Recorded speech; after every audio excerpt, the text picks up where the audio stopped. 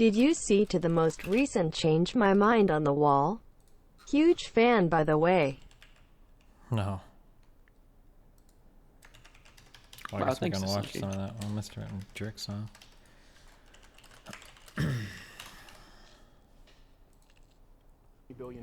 Are you saying that the United States doesn't exist, therefore would help it? As you well know, the wall itself and immigration at large is a hot topic these days. All Americans are hurt by uncontrolled illegal migration. We don't need a wall. The fact is, a wall is an immorality. It's not who we are as a nation. Build that wall, build that wall, build that wall, build that wall. Hello, What do friends. people think about President Trump's proposed border wall and about immigration at large? More importantly, what do they know? What do you think? We want to hear from you in the comments below. Please enjoy. Hello, how are you? What's your name? Beg your pardon? You're from Canada, right? I was raised in Canada, yes. Yeah. What's your name? Liv. Liv? Liv Bishop. Nice to meet you, Liv. Nice to meet you. Oh, sorry. Okay, You're you want, fine. we'll make, okay. I'm trying to make this brief, but I have a couple questions about your experience personally with the immigration system. Sure, but first off, let me kind of preface this, what we're doing here. You know, Yeah, I don't we're know debating if a I'm lot. with it. Well, not debating, actually. Okay. The point here, and I think this doesn't really happen on college campus a whole lot, is about rationalizing one's position. Yeah, of course. So I do support not only a wall, but comprehensive immigration, not only reform, but enforcing the laws that we currently have on the books. I think that we need secure borders, and I think that that's a strong component to national security. So what part of that do you disagree with? You're welcome to change my mind. Oh my God. Do you think she's going to get to ask her questions, or do you think that it's going to go totally down that route? Let's watch. I agree that we do need a strong national security because it is important to the American people, people born here, people that immigrate here legally. I think the problem is our execution of it. Okay. I understand, like living in Texas all my life, most of my life, I totally understand what you mean by we need a physical barrier between them and us. And that's understandable. Like, you don't know who's over there. You need to, Wait, repeat it. So you can kind of like, basically you can load your questions in such a way, like, let's say for instance, this is really subtle, and I don't necessarily fault Crowder for this, but it's so hard to keep track of this too. I can't do this in a live debate. I have to be like cognitively fucking super analyzing something in a dispassionate way to catch these types of little tricks. It's very hard to do this. So there's a huge difference between me saying, let's say we're talking about ways to keep women safe, right?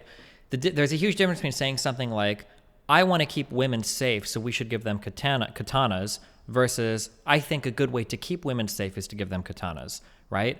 These two positions are so different, and they will provoke a totally different response from the person. So if you enter with, okay, so what do you disagree about this statement, okay?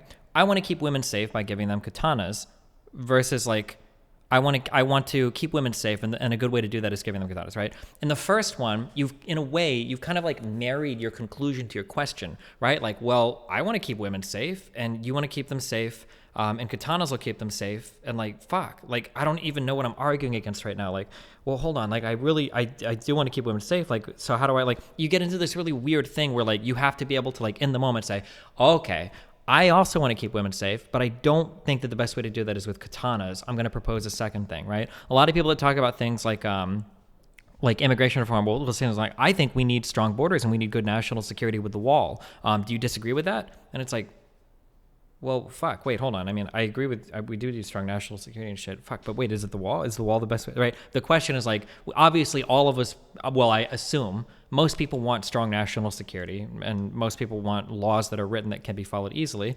But we don't think, generally, I think Democrats at the very least don't think a wall is the best way of accomplishing this.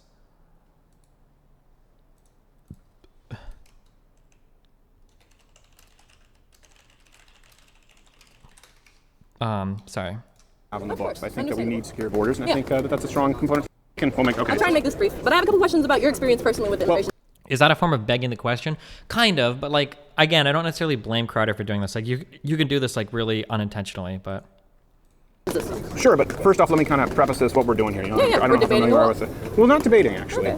The point here, and I think this doesn't really happen on college campus a whole lot, is about rationalizing one's position. Yeah, of course. So I do support not only a wall, but comprehensive immigration, not only reform, but enforcing the laws that we currently have on the books. I think that we need secure borders, and I think that that's a strong component to national security. So what part of that do you disagree with? You're welcome. So like, there's very, very, very little here that any, now I'm not sure if he did rehearse this. That's a super difficult thing to disagree with because he just said like almost everything he just said. Like we can actually look at let's break down all the claims of the sentence, okay? Hold on. Preface this, what we're doing here. You know, Yeah, I we're don't know debating. how Okay, let's talk. We're not debating, actually. Okay. And it's also, he front loads the wall part, and then that at the very end, we're left with like agreement. But at the very front is where he puts that, where he puts the wall thing, and you don't even remember that by the time you're at the end.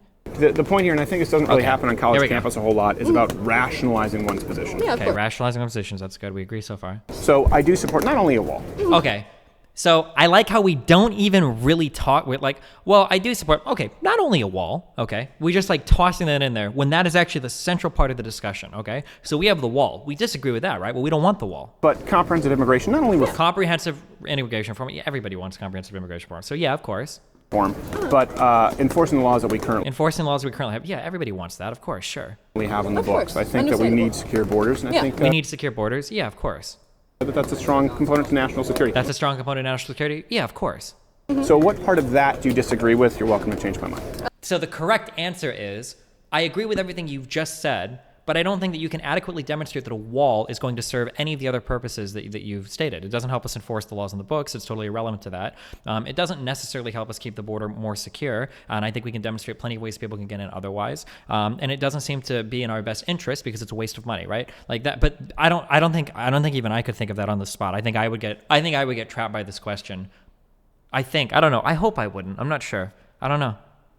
But let's see what she says. I agree that we do need a strong national security because it is important to the American people. Yep. People born here, people that immigrate here legally. I think the problem is our execution of it. Okay. I understand, like living in Texas most of my life, I totally understand what you mean by we need a physical barrier between them and us. And that's understandable. Like, you don't know who's over there. You need to assert that America is number one, you serve your country, we need to protect our own. Oh, she's already bought into like some fucking hyper-nationalist shit. This shit is fucked. This isn't gonna go well, boys. Good luck. I wouldn't say anything about America number one. No, she took it even farther than he did. He's gonna say, well, I wouldn't say America's number one, but just that we should respect our sovereignty and every country has a right to defend its own borders or some shit. I think that a nation needs borders. Security. Yeah, I we totally need to know understand where who's you're here. coming from with that. Do But you disagree with that? no, I agree with that. Okay, good. I understand where you're coming from that. Yeah. I just think the idea that a wall will protect that is not exactly the most meaningful way of doing it. I think it's more of a That's good. band-aid to a much greater problem that's our immigration system That's good. Yep. currently. Okay. Because Okay. it's extremely difficult to immigrate if you come from Mexico, and it's extremely difficult to get refugee status and seek asylum in the U.S. So even though, because the big problem is our Rightfully southern so. border. Our southern border is the problem. No one's like, oh no, we need a Canadian border. Like, no one's afraid of. You know why that is? Get out of here, because they don't have as much high crime rate. It's not as violent. No, we don't have a problem of illegal immigration from Canada here. Yeah. But I think a big part, you mentioned some numbers earlier, I couldn't really hear because I was standing behind. Sure. About how people get here. Most people do not cross the border physically on foot. Like, that's not the main way. Most people overstay their visas, they come here on planes. That's not true. Okay, well, She's gonna get caught out of technicality. I've said this before too. It's not true. It's like 42% of illegal immigrants, I think, are here overstaying visas. It's not most. It's still a fucking massive chunk. It might be a plurality. I don't know if more people. I don't know how many other ways there are to get into the country illegally. But the visa thing is it's like 42 or 44% or whatever.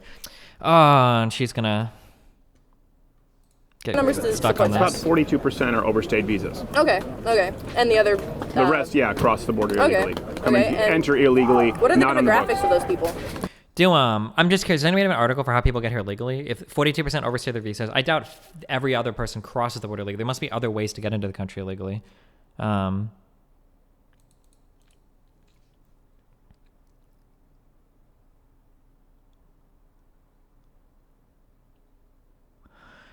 That article was saying that 42% of all illegal immigrants are overstays, but since 2014, 66% of new illegal immigrants are overstays. He presented the stat in a misleading way. Who cares if years ago a great percentage of illegal immigrants crossed the border, but then currently far more? Oh, interesting. So of all the illegal immigrants here today, 42% of them are undocumented persons that overstay a visa. I don't know if 58% still come across the border, but okay. But apparently, since 2014, 66% of new illegal immigrants are overstays. Keep in mind, these numbers are probably really fucking hard to get to. I don't know how reliable any of this is necessarily. Getting numbers on undocumented or illegal people is really hard. But yeah.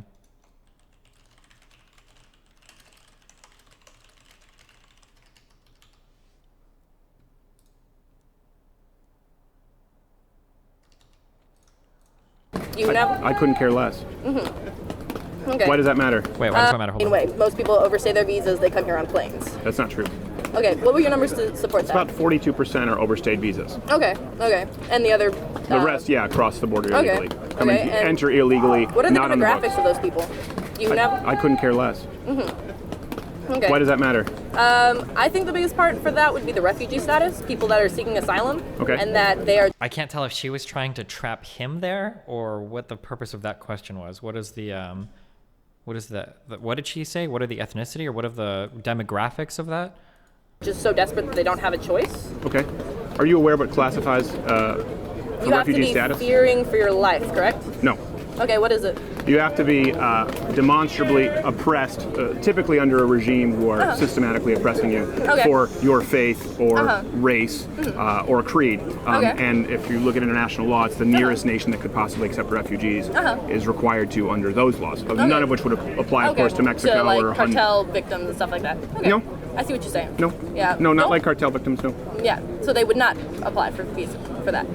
No, they wouldn't qualify as a yeah, refugee yeah. status, and certainly not a caravan coming from Honduras because they live in a bad country. Yeah. So what do we currently have in place? As far as I understand, we have a fence. It is a small fence. It does not cover the entire border. Yeah, there's about 700-800 miles of border that are completely unprotected And why are they unprotected? due to inactive politicians for a long time who haven't enforced the laws that we have in the book and haven't erected the fence, wall, whatever you want to call it, Yeah. Okay. as it was supposed to be. Do you? And by the way, I want to make sure that you really understand, it's not just about the wall. I've supported all the other comprehensive forms of immigration, but let me ask you this. Do we both... Wait, what are we even talking about right now? I don't understand. I feel like we got away. So he's just asking her questions, I guess, to figure out how much she knows.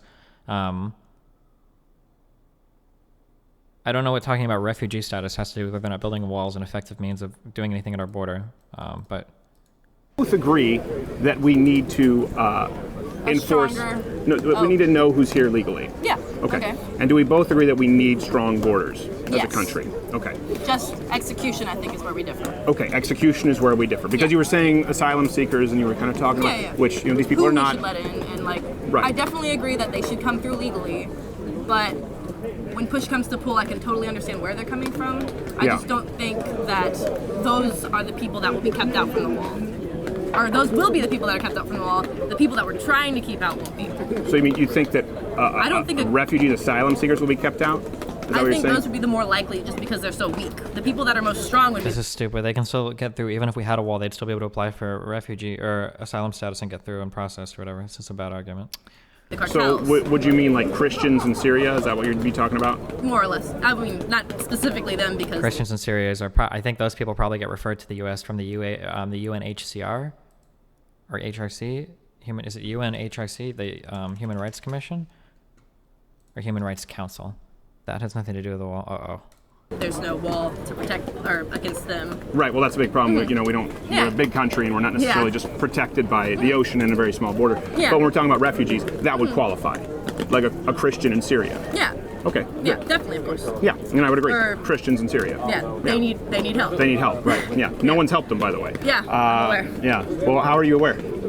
Because I do keep up a little bit with that. I mostly keep up with, like, as a Jew, keep up with the Jewish situation in the Middle East and their immigration problems. Sure. Yeah, So you're aware that walls work. more or less. Yes. Oh, And no. that Israel specific- erected yeah. a wall and eliminated 99% of illegal immigration. But I was curious, how are you aware that, and this isn't a gotcha, that specifically Christian refugees haven't been taken in? Because plenty of refugees have been taken in. Yeah, they're the most targeted minority in Syria right now, are they not? Yes. Yeah, because it's a Muslim majority country. Right. Yeah. But less than 1% of the refugees accepted were Christian. Really? Mm-hmm. Interesting. I did not know that. Yeah. They would be asylum seekers. They would be refugees because you're burned in a cage if you're a Christian. Yeah. And I would agree in taking those people in. But isn't it a little bit odd that less than, some people have the number as under 0.5% of the refugees who were taken in were Christians? I did not know that. Mainly. Percentage of Christians in Syria. Syria comprised 11. Oh, so in Syria, 11.2% of the population are Christians, which is down 25% from 1920. So you would expect there to be 10 Muslims for every one Syrian, or 9 Muslims for every one, 9 Muslims for every one Christian, assuming they were seeking asylum status evenly. Why do we accept so few Christian? Are there numbers on that? I'm very curious to see this. I don't know if he's trying to imply that we intentionally don't accept Christians. That sounds highly unlikely to me. I'm curious.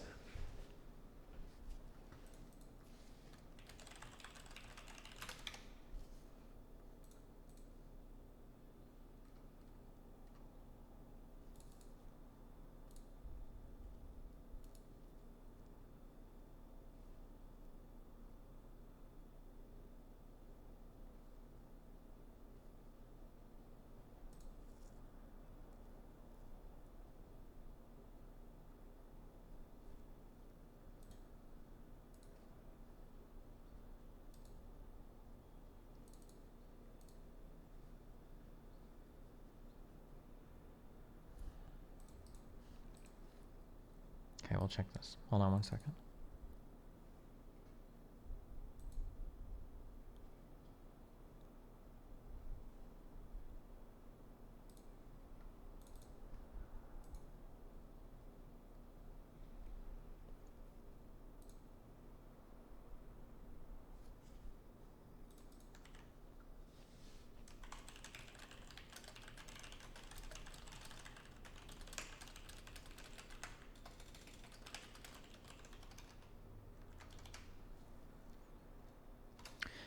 Can you explain why the Israel wall working is not a good point? I'm willing to bet that Israel probably enforces their wall in a much more dramatic fashion than we do, right? Don't they like bomb shit or return fire, I guess you should say, to like Hamas individuals and whatnot, and all the crazy shit going on there? Like, that place is a little war zone. Also, the amount of wall that they have to defend is much shorter than the amount of wall that would go on the American-Mexican border. I just don't think the comparison is apt. Oh, sorry. Okay. Why do so few Christian Syrian refugees register with the UNH? Oh, what? Well, if not many of them are even registering. So, from my understanding, if you're Europe, African, Asia, whatever, you register for refugee status to the UNHCR, and then from there, 1% of refugees from the UNHCR are referred to the United States. I don't think you apply for asylum to the U.S. from Syria. Like, you apply at the UN, and then very, very few of those people are referred to the U.S. from the UN. So if they're not even applying for refugee status. Okay. Okay. The Syrian refugee crisis is one of the worst. It's estimated that more than 11 million Syrians have been forced to flee their homes. Since the outbreak of the Civil War in 2011, more than 6 million are internally displaced. 1%. Against that background, it is striking that the U.S. has accepted only 10,000 Syrian refugees. In contrast, Canada, with a population barely 1/10 the size of the U.S., has accepted 3 times that. Oh, damn. There is considerable interest and concern in the U.S. as to why so few Syrian Christians are registered as refugees by the UNHCR, and why so few Syrian Christian refugees eventually resettle in the U.S. Our religion should not be an issue when it comes to treatment of refugees. The numbers need to be analyzed to explain why. Although Christians are generally represented to be as much as 10% of the Syrians' pre-war population, the total percentage of Syrian Christian refugees who registered in the UNHCR is only 1.2%. Research says 56. 10,000 Syrian refugees who resettled in the U.S. are Christian. It's even less than you would expect. These numbers have led to criticism that the system places discriminates against Christians, making it difficult for them to register. Hold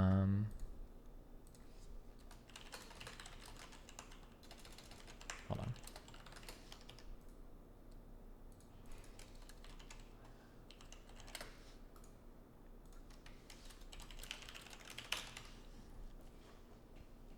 This report, which lies mostly information gleaned from interviews conducted with people and organizations Turkey, Lebanon, and Jordan in June and July, provide text information why Syrian Christians are not registering refugees with the Union. The report also contains findings from interviews conducted in the U.S. with images associated with the broader topic of discrimination and the horrors of the Syrian Civil War, including expressed in the Syrian Christian community, should be examined more fully, but not more than. One notable finding is that there are sharply different perceptions in the U.S. on one hand and in Lebanon and Jordan on the other about treatment of Syrian Christian refugees. U.S. suppositions of anti-Christian discrimination and systemic difficulties as the possible reason for the small number of this group being registered and resettled as refugees contrast with the perception, especially in Lebanon and Jordan, that Syrian Christians receive preferential treatment and are resettled at a higher rate than other refugees. So there's always been a diverse state with numerous minority and religious groups. The Kurds are the largest national minority group, next to the Palestinians who fled to Syria following the 1949. Christian minority groups are estimated to represent 7 to 10% of the pre-conflict population. Syrian civil conflict began in March 2011. It's become one of the greatest human tragedies since World War II. Upwards of 400,000 people have been killed. Over 5 million have been displaced.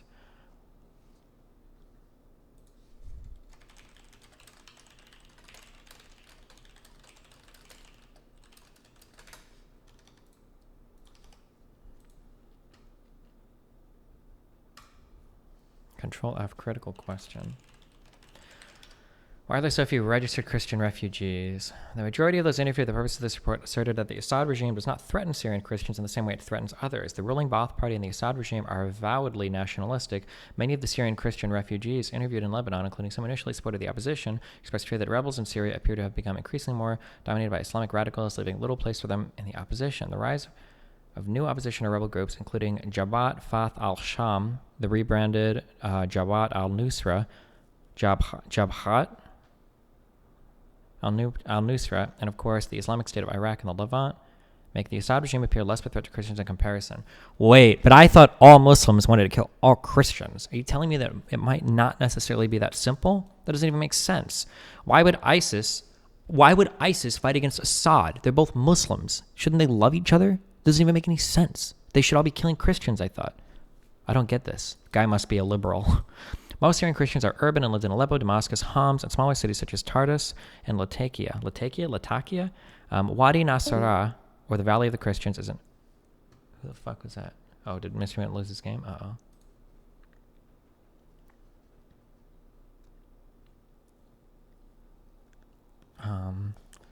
Valley is historically a Christian area containing around 35 Christian villages. It is also where many urban Christian families who may have moved to Damascus either kept a historical family home or built a vacation retirement. Started many from volatile areas who either moved to their second homes in the valley, or allowed families and friends to occupy them. Many of the hardest hit areas are rebel controlled, and the Assad's government use of air power and barrel bombs are examples of its superior and deadly firepower that has destroyed rebel areas.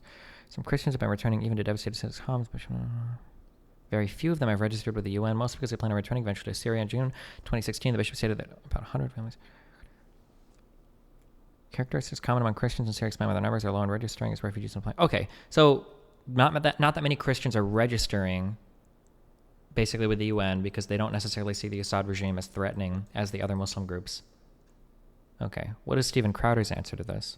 Yeah, they would be asylum seekers, they would be refugees because you're burned in a cage if you're a Christian, and I would agree in taking those people in, but isn't it... So that's just not true. That's just blatantly false, I guess. The Assad regime is generally favorable to Christians.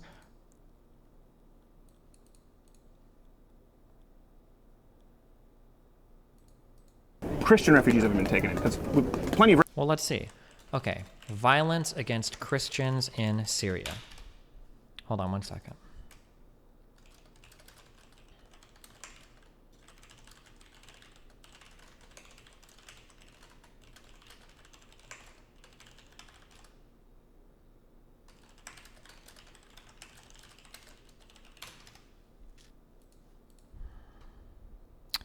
Persecutions of Christians by ISIL. ISIS is not Syria, though. ISIS is one of the faction groups that was fighting against the Assad regime. Persecution of Christians in the Middle East. Violence against Christians in Syria. Violence against Christians by Assad. How about this?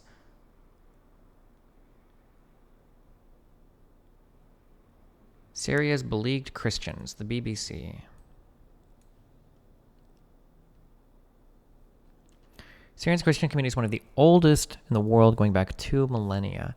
The Apostle Paul is said to have been converted on the road to Damascus, while some Christians from the town of Malu can still speak Aramaic, the language of Jesus. Near the northern city of Aleppo, the church spent decades. On the mountain of West Baba, the castle was badly damaged, bombed by government jets after it was used as a base by rebels in Syria's civil war. Nor has that war spared the Christian community. Thousands have been forced from their homes by the threat from hardline Islamist rebels and jihadist militants. Keep in mind that the U.S. is the one that supported these rebels. In areas seized by the jihadist group Islamic State, Christians have been ordered to convert to Islam, pay jizya, a religious levy, or face death. In the Syrian province of Hasakah in February 2015, hundreds of Christians are feared to have been kidnapped by the militants. Some senior Christian colleagues have also been kidnapping unknown government.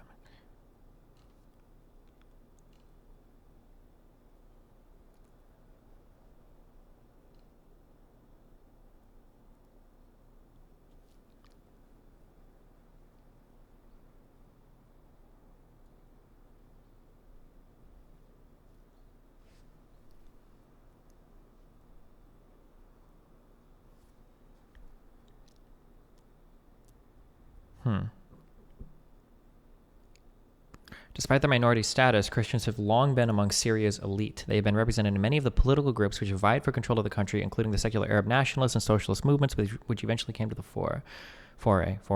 The founder of the Ba'ath Party, which has ruled Syria since 1963, was a Christian, and Christians rose to senior positions in the party, government, and security forces, although they are generally not seen to have any real power compared to their Alawite and Sunni colleagues. Although, like other Syrians, they had very limited civil and political freedoms, Christians are believed to have valued the rights and protections accorded to minorities by the Hafez al-Assad, who was president between 1971 and 2000 by his son Bashar. A large portion of the country's Sunnis also tolerated or supported the Assads, whom they saw as guarantors of stability. When pro-democracy protests erupted in Syria in March 2011, many Christians were cautious and tried to avoid taking sides. However, as the government crackdown intensified and opposition supporters of arms, they were gradually drawn into the conflict. Sectarian violence. Hundreds of thousands of Christians have been displaced or fighting. This has led to some Christians to express support for President Assad, particularly as sectarian violence has increased. What is sectarian violence? I don't know what sectarian means. Is this like collateral damage or denoting or concerning a sect or sects? What is sectarian? I hear this phrase. I don't actually know what it means. Sectarian violence is a form of communal violence inspired by sectarianism. That is, between different sects. Does it just mean like one group of people is basically shitting on another group of people? Basically, intertribal conflict. Yeah, okay.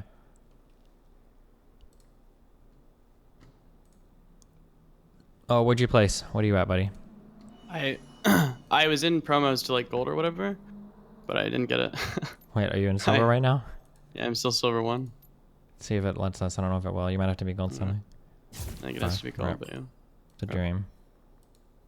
I'll keep leveling this shit ass account up. You can do it. I'm gonna say it the next time I get League Advanced and I'll play it anymore. Okay, be careful.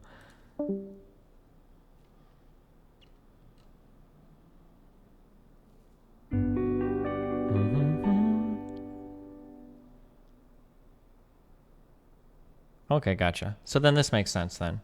So then the argument from that one article essentially goes, we don't see as many Syrian Christians filing for refugee status as we do other groups of people because they're generally doing okay in Syria and they don't find as much a reason to.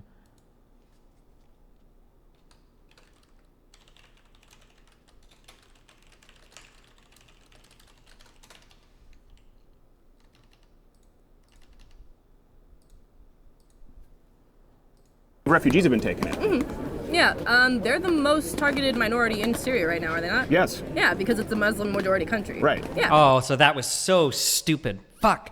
Muslims don't work that way. Anytime somebody tells you like Muslims do X in the Middle East, there are like very big divides between So you're telling me Assad doesn't actually go after the Christians. So they support Assad to defend them from the militant groups. So therefore they don't have to leave and aren't applying for asylum. Sure. That seems to be the argument that the article made. And then the other one seems to support that.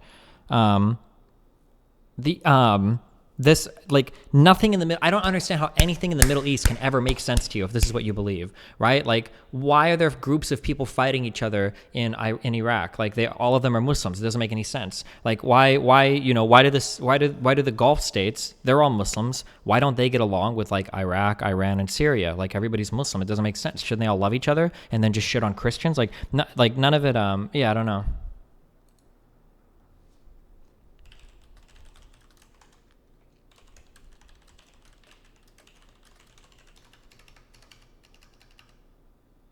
Muslims can fight amongst themselves and shit on Christians. Yeah, they can, but there's like the way that the problem is that like Islam is not a monolith. Like no religion is probably. Well, there's probably some religion with like 30 people that's a monolith. But in general, no large like international religion is a monolith. There's tons of people with tons of different views. These things are going to fall heavily on state lines, on different sects, right? Different or hadith following teachings or whatever and fucking Islam shit. Like all of these things are going to be like drawn on a ton of different lines. This idea that like, oh, in the Middle East, Muslims kill Christians. The fuck? What Muslims kill what Christians in what state in what time period? What do you mean? Like just as a rule of thumb, do you think all Christians are just killed in the Middle East by all Muslims? Like are the Kurds killing the same people that ISIS is killing or killing the same people that like the Taliban are after? That and then like what? This doesn't even make sense. It's like such a naive, stupid, primitive, uninformed view of everything going on in this section of the world. It's like literally like fucking Westerners like, oh, must be Christians versus Muslims over there. Like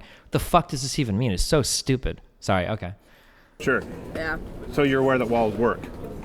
More or less, yes. And that Israel erected a wall and eliminated 99% of illegal immigration. But I was curious, how are you aware that, and this isn't a gotcha, that specifically Christian refugees haven't been taken in? Because plenty of refugees have been taken in. So this is kind of not really, this is kind of a lie, right? He's saying Christian refugees haven't been taken in, but now we know that, well, no, Christian refugees just haven't applied for asylum as much as the other ones for reasons that I guess we've explored in a couple articles. I mean, maybe what we've read is wrong. I guess we can read more, but I mean, it seems consistent. Yeah, they're the most targeted minority in Syria right now, are they not? Yes. Yeah, because it's a Muslim majority country. Right. Yeah. But less than 1% of the refugees accepted were Christian. Really? Interesting. I did not know that. Yeah, they would be asylum seekers. They would be refugees because you're burned in a cage if you're a Christian. Yeah. And I would agree in taking those people in. But isn't it? Is he? And he's literally referencing the one fucking ISIS video that he probably jerked off to at night or some shit. Like, okay. Isn't it a little bit odd that less than, some people have the number is under 0.5% of the refugees who were taken in were Christians? I did not know that. Mainly, war-aged Muslim males were taken in. Interesting. I don't think that would be who that shouldn't be who we're and she's just running down his fucking NPC tree. Oh, God. aiming to, like, save if they're... Well, they'd be the refugees, is my point. Yeah. Not someone in a Honduran caravan. So how do we disagree on execution? How would you... Okay. Can people from, I don't know anything about what's going on in this country right now. Can people from Honduras seek refugee status or asylum? Let's find out.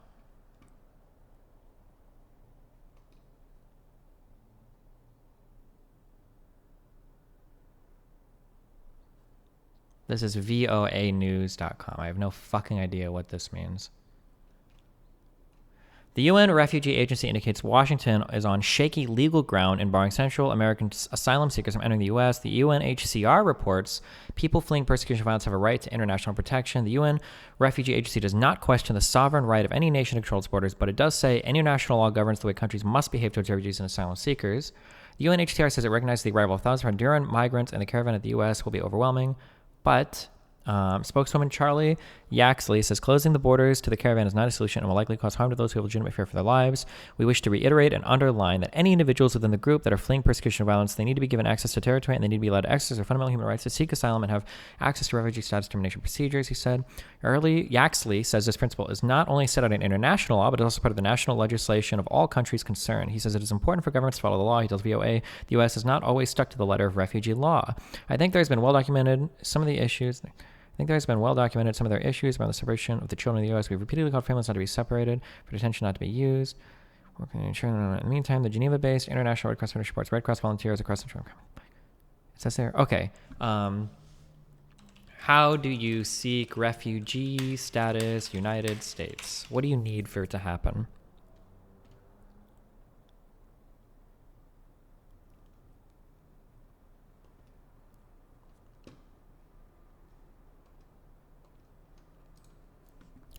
The U.S. recognizes the right of asylum for individuals as specified by international federal law. A specifically number of legally defined refugees who apply for asylum from inside the U.S. or apply for refugee status from outside the U.S. are admitted annually. Refugees compose 1/10 of the total annual immigration.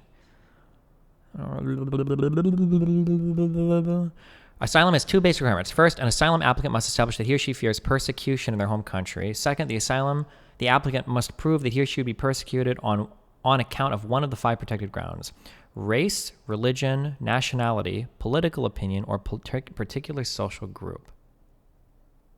Okay, so why are people in Honduras so mad right now? What's going on in Honduras? Click. Hold on one second.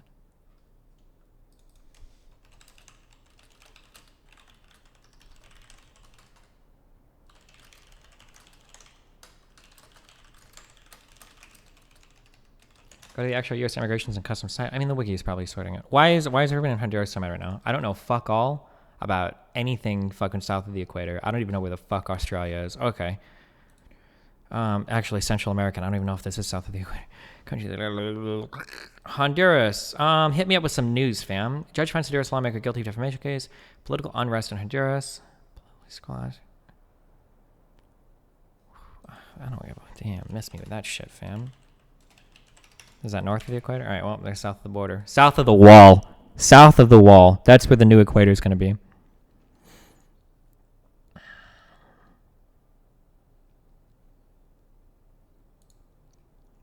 Politics of Honduras.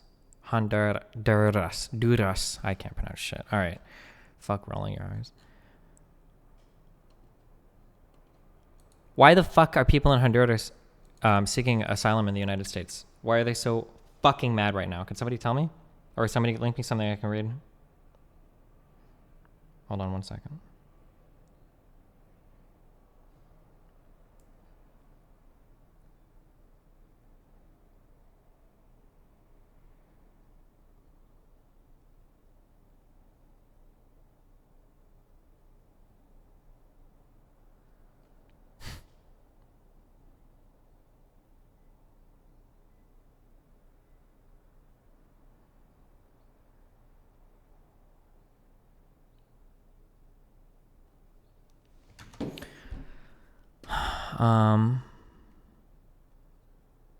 Mostly economic migrants and fleeing gang violence. Oh, wait.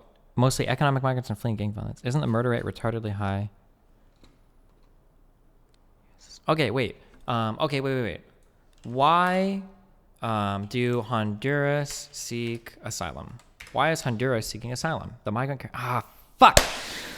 I don't know why, but I'm just I feel like I've seen too many music videos of Vox explaining music, and it is very fucking wrong, and it makes me not want to take their opinion on anything political.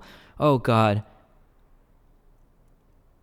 Which website broke the story about how the school shooting number might be like grossly fucked? Was that Vox? If somebody says yes to that, then it'll restore my faith in Vox. Does anybody remember who? I like the Atlantic. I don't think I've read anything bad. I don't think I've read anything in the Atlantic where I'm like, oh, this is fucked.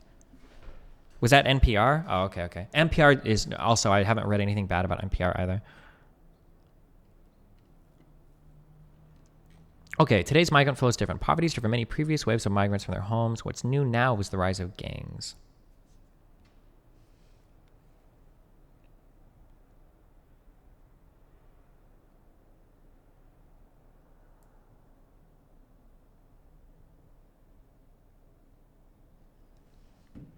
How do you feel about the Hill or the Washington Examiner?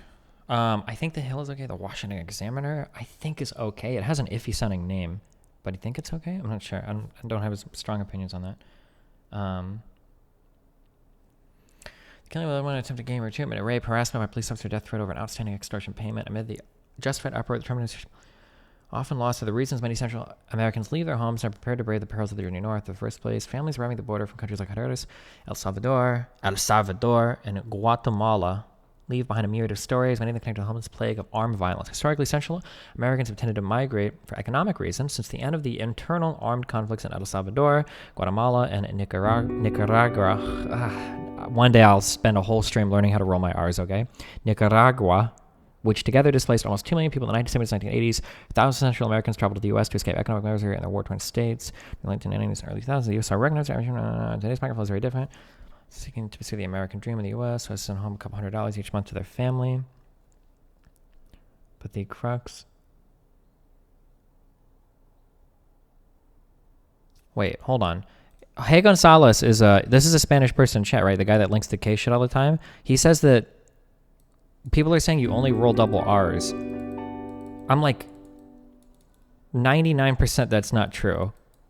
I feel like, at least in listening to my family, I feel like Spanish people roll, or at least Cubans roll every single R. Maybe some of them not as much, but that you roll like pretty much every R.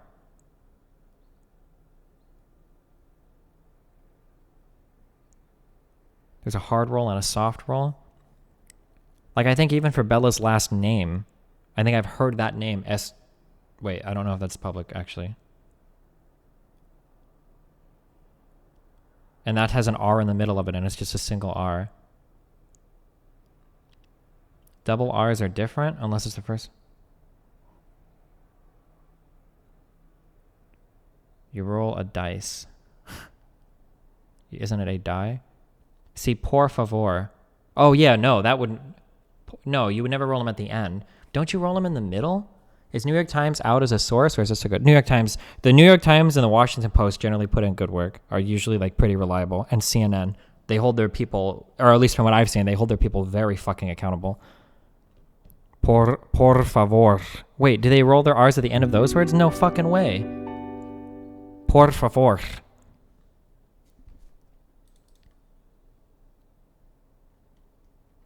Try to say my last name. Covarrubias, or is it Rubias?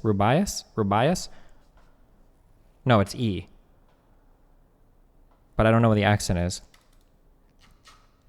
Or it's like Rico are definitely rolled. Just get a new tongue, lol. And por favor, you do a little bit because you normally roll straight into the F. Por favor. Oh, por favor. Like that, right? But you wouldn't roll the R at the end. Por favor. Okay, I'm done. Ruben. Wait, Ruben. You wouldn't roll Ruben, would you? Fuck, I had an uncle named Ruben. Do you roll his name? Uncle Ruben? Would you say that? Ruben? I don't know. No, I don't know. Okay, I'll go spend more time in fucking Hialeah, I guess.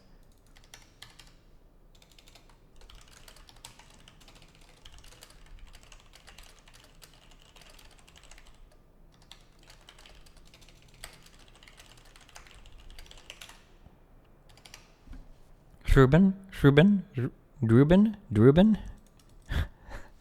Okay, I'm done. We're done with this conversation. This is not relevant to what we were doing. Historically, Central Americans have tended to migrate for economic reasons since the end. Okay, people seeking refugee status for economic reasons, probably not good, right? I think we can all agree that you probably shouldn't be seeking refugee status for that. Probably not. Or seeking asylum. Today's microphone is very different. The previous U.S. policies could be the extreme insecurity in the home country. Yeah. U.S. authorities approved the illegal immigration reform and immigration responsibility. It led to deportation of 10,000 convict criminals to Central America in the early 2000s. This in turn led to the expansion. Oh, okay, wait. Well, hold on. If we deport criminals to another country because they were here illegally and then they are committing crime in that country and then other people, I mean, is that really on us? I mean, like, what are we supposed to do? This in turn led to the expansion of gangs like the Mara Salvatrucha, Mara Salvatrucha, MS-13, and the 18th Street game, Barrio 18. How do you say this? 18? Barrio 18? Is that how you say, or is it once? I don't remember. I think it's once, isn't it? Originally born in the U.S. across El Salvador, Guatemala, and Honduras. The region's civil wars left behind tens of... this is the real racism? Are you really Cuban? I don't even remember. Once is 11. Once, 12, 13, 14, 15, 17. It's got to be that, right? 18 in Spanish. 18. Yeah, fuck off. Look at the ad. Oh, for the codes. Hold on one second.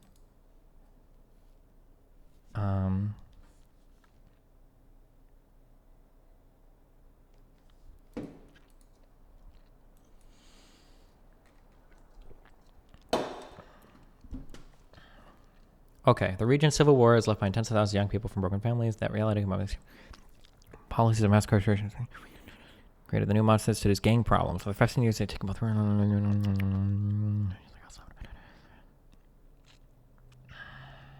man. A philosophy conversation would be very interesting. How do you justify not caring about people from other countries?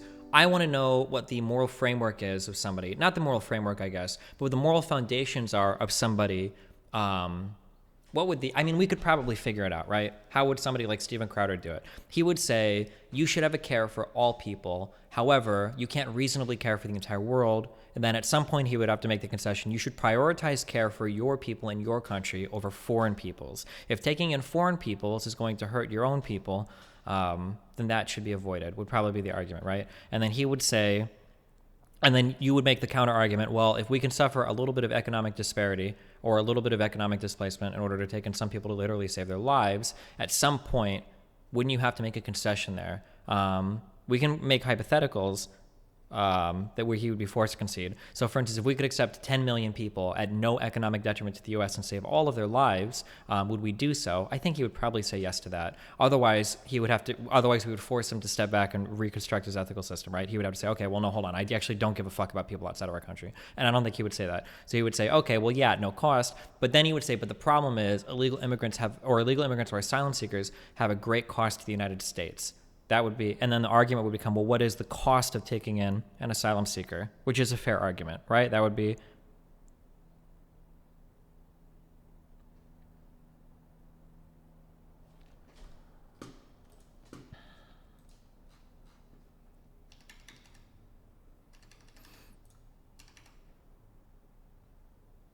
but okay, interesting.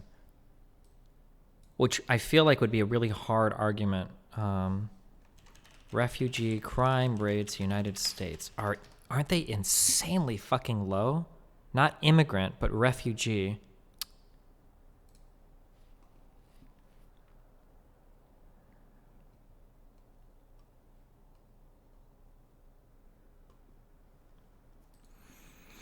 I don't know what bustle is. Donald Trump recently signed an executive order temporarily preventing people from 7 Muslim majority countries. I know that I think we have about 800,000 Muslim refugees here. Hard R roll is when the word starts with an R or when the word has double R. Soft roll otherwise. Poor favor is soft roll. However, fuck, what was I just saying? Oh, of like the 800,000 Syrian refugees, is it just Syrian or Muslim refugees? No, I think it's Muslim refugees. We've taken in, I think only one of them was implicated in a terrorist attack, and that was via the FBI baiting some dipshit into trying to send weapons to Iraq in like Tennessee or some shit.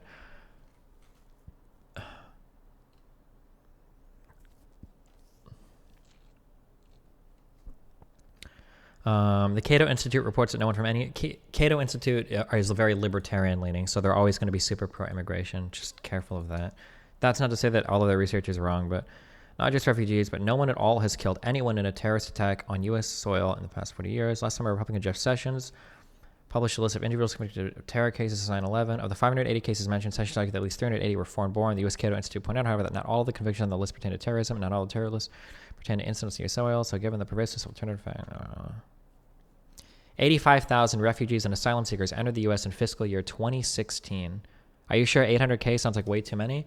How many refugees are in the United States? I thought the number was like 785,000 or something. Am I wrong? I could be wrong on that.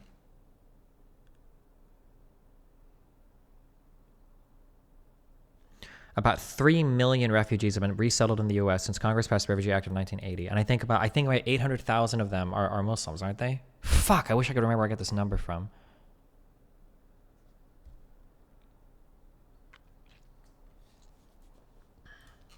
Refugees are a fiscal benefit to the U.S. I mean, I would imagine like a Syrian refugee is probably going to be a big gain to the country, right? Because these generally are decently educated people that are, fleeing war and shit, not just coming because they have no skills or talents or some shit.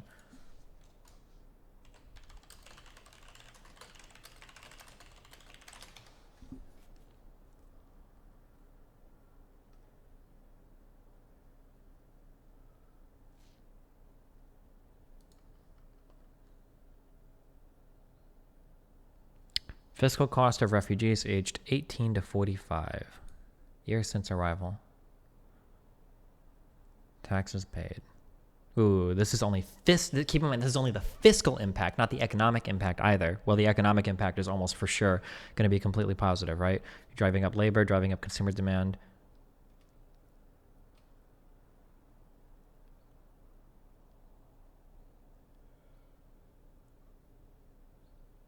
Interesting.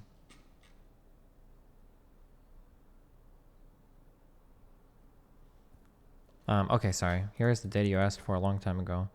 Where does legal immigration mostly occur? What? This was not my question. Oh, how do people get here? Oh, from a long time ago. Visa overstays continue to outpace border apprehensions. In fiscal 2017, the number of immigrants who overstayed their visas was double the number of people caught trying to cross the U.S.-Mexican border. Well, this is data that we already know, right? We've learned that. Okay, we should probably, like... Hold on. God, I'm always so scared that this is going to, like, fucking... Here's, like, your dick a million times or some stupid shit.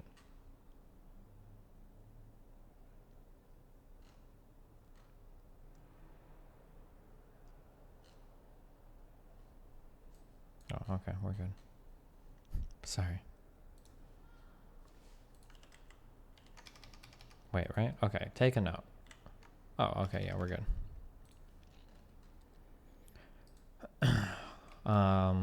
Title. Okay, wait. We'll just broadly call this The Wall.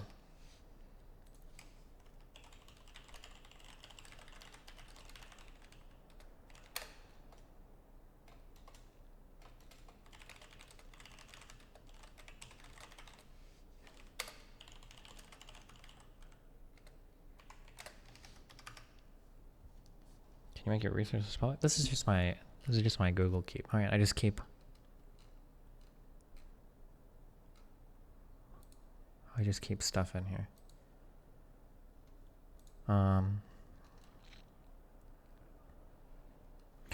Okay. Wait, we were originally asking this because his claim was that shouldn't be who we're aiming to like save if they're. Well, they'd be the refugees. Is my point. Yeah. Not someone in a Honduran caravan. So the question is, can you resettle? Can you resettle to the United States because of gang violence? For some families, it's too late to keep their kids away. In El Salvador, where there are around 65,000 active gang members with a social support base of 500,000 people, boys from 12 years up are prime targets for recruitment. Girls can also be targeted at an early age, either to be sexually abused or to become gang members. The eventual fate of a girl, whether she is left alone, harassed and journey, or forced to becoming a sex slave, depends entirely on the local leaders or palabreros,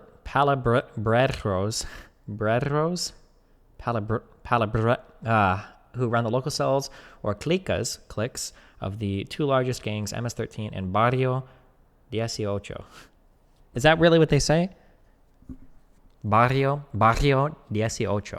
The recruitment process is gradual and lasts from a couple months to a few years. It can start with the president from the local gangs, such as supports for invitation to come to a party, Casa Loca, literally madhouse, with sex workers included. They technically don't qualify as a persecuted group under the criteria. A big debate in courts is if women fleeing domestic violence should being women are a support group. Okay.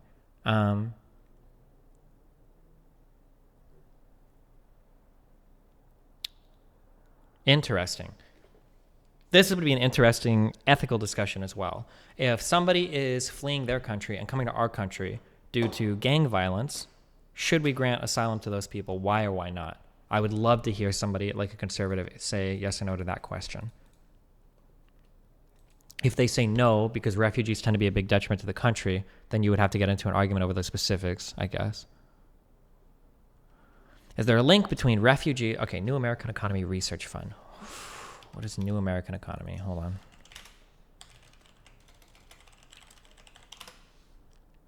It's a coalition of business leaders and mayors launched by Michael Bloomberg and Rupert Murdoch to influence public opinion policymakers towards comprehensive immigration reform.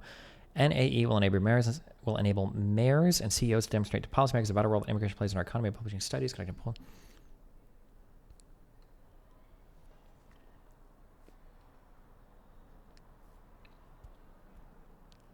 Gotcha. So basically they talk about immigration a lot. Okay.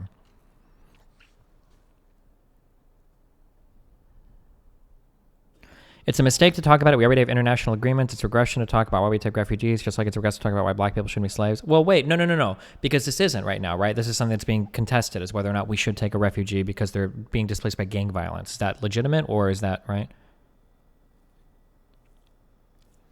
To examine this issue, we used resettlement data from the U.S. process.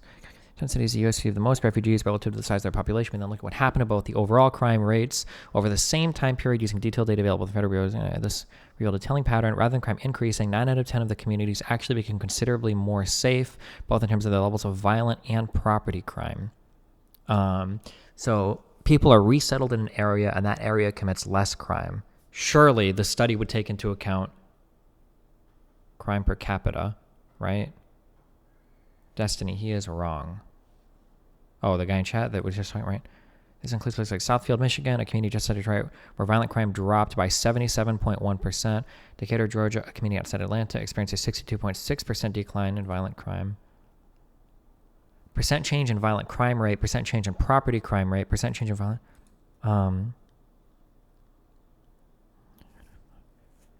Fuck. But this isn't enough data. We would need to know the percentage that it increased, right? Like... Or would we?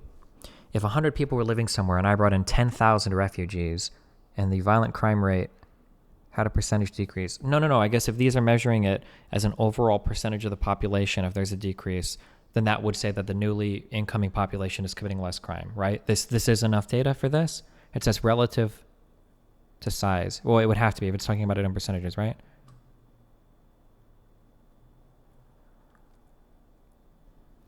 Okay. Wait. Whoops, hold on.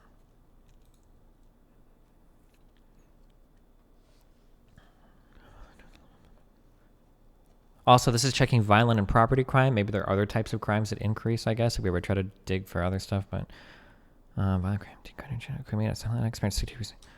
As the hill indicates, there is one city, West Springfield, Massachusetts, that's on increase in crime between 2006 and 2015. That city and the surrounding area, however, was also impacted by another trend that swept across many, a ravaging opioid epidemic. Numerous news articles tied drug-related gangs to rise in violence in that area. This phenomenon was already well underway before the most recent refugees began. The FBI was leading large-scale raids in Springfield as early as 2005.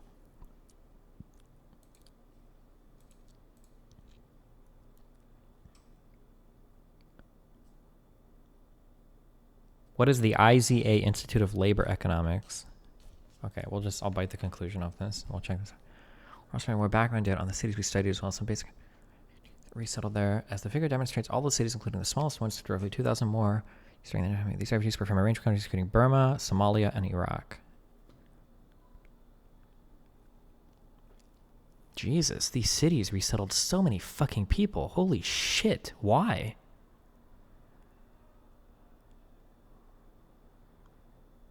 How do these cities end up doing this? Is there like a big federal subsidy for it, or?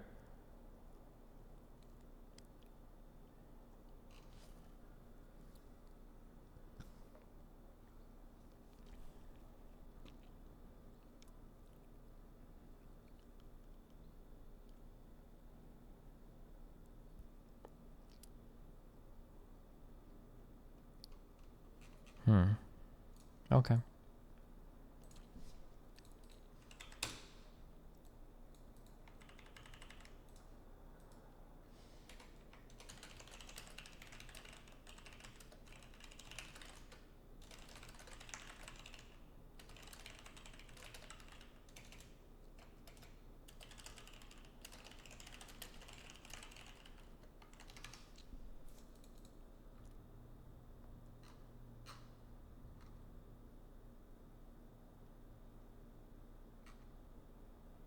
Are these the most impacted?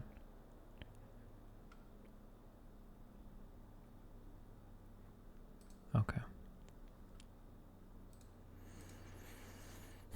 Glendale, California was on that top 10 list. Yeah, hey, that's where I live.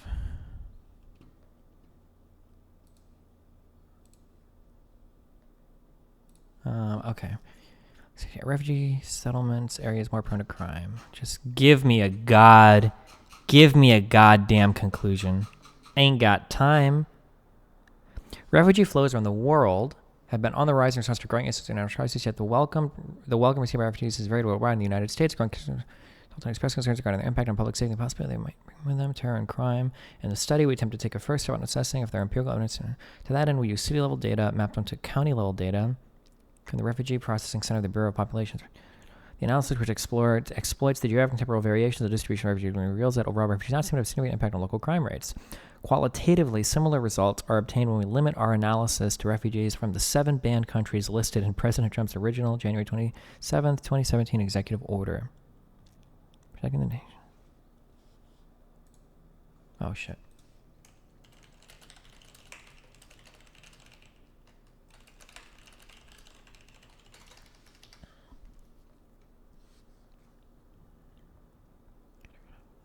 Refugees are carefully screened, making it highly unlikely that individuals predisposed to criminal activity will pass the vetting process. Furthermore, refugees are matched to sponsoring agencies which provide them with services to facilitate integration into the job market.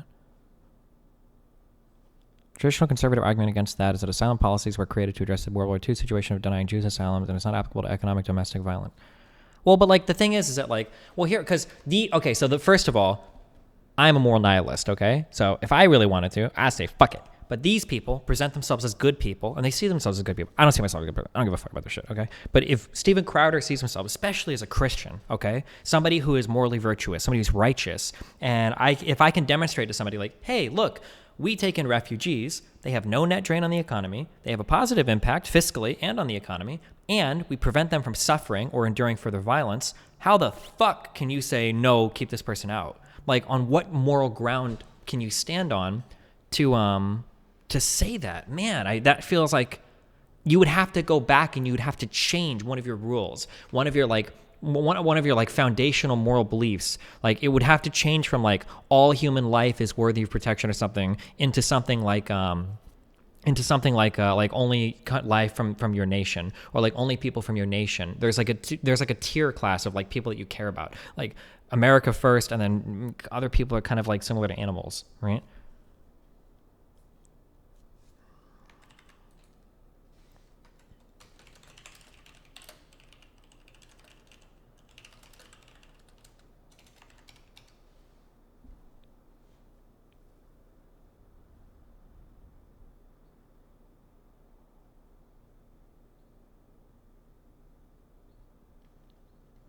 Oh, hold on.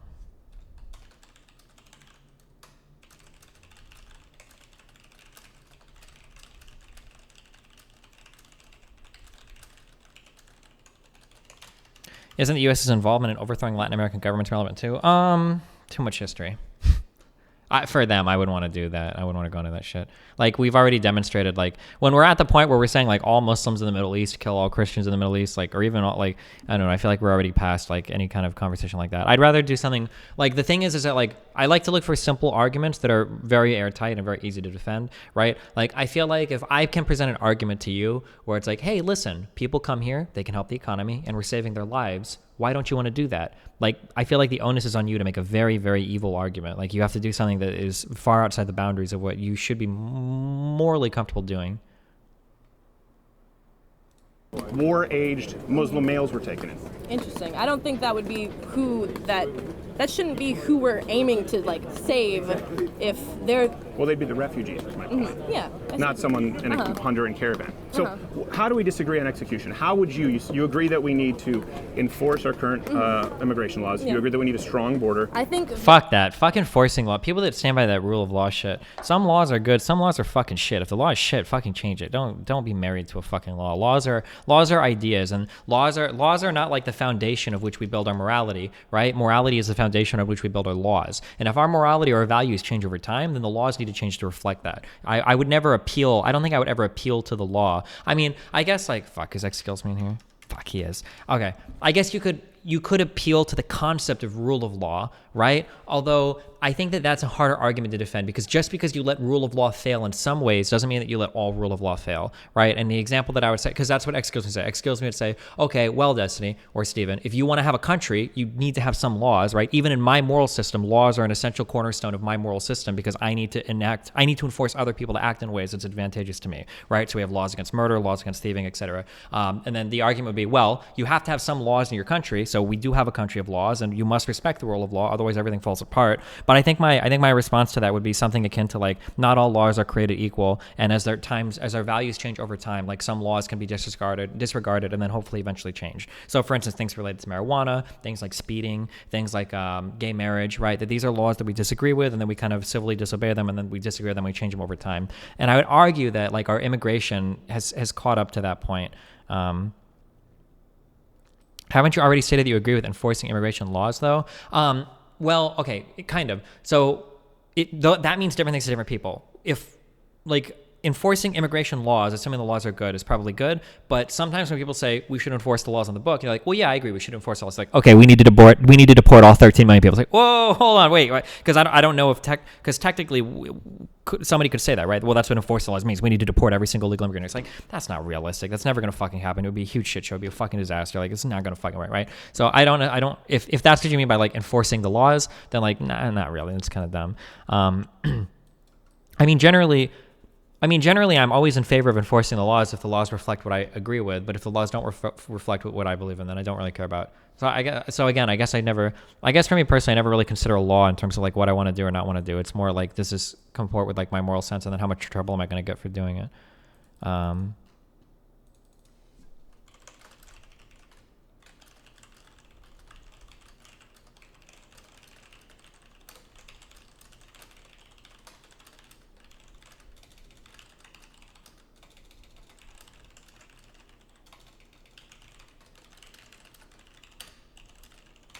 Okay, sorry. Let me keep going. Okay, sorry. That our immigration system is very, very weak in that it's not staffed enough. There's not enough money going to immigration to take, because it's backed up like years and years, and it's very difficult to immigrate here legally. So if you are in a bind, say your uncle is about to get murdered by the Mexican drug cartels, you're desperate and you look at this situation that you don't have the ability to come here on your own, or at least they have the thought process that they can't because it's so difficult. Hold on, I really like, for some reason conservatives think they like claimed Martin Luther King, so being able to ever use Martin Luther King quotes is really funny. God damn it, this guy wrote so much fucking shit. This is why fucking civil rights took so long. God damn it.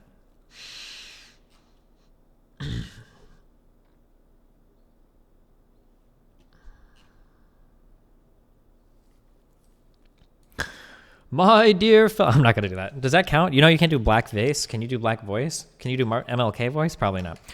My dear fellow clergymen, while confined here in the Birmingham City Jail, Birmingham City Jail, I came across your recent statement calling my present activities unwise and untimely.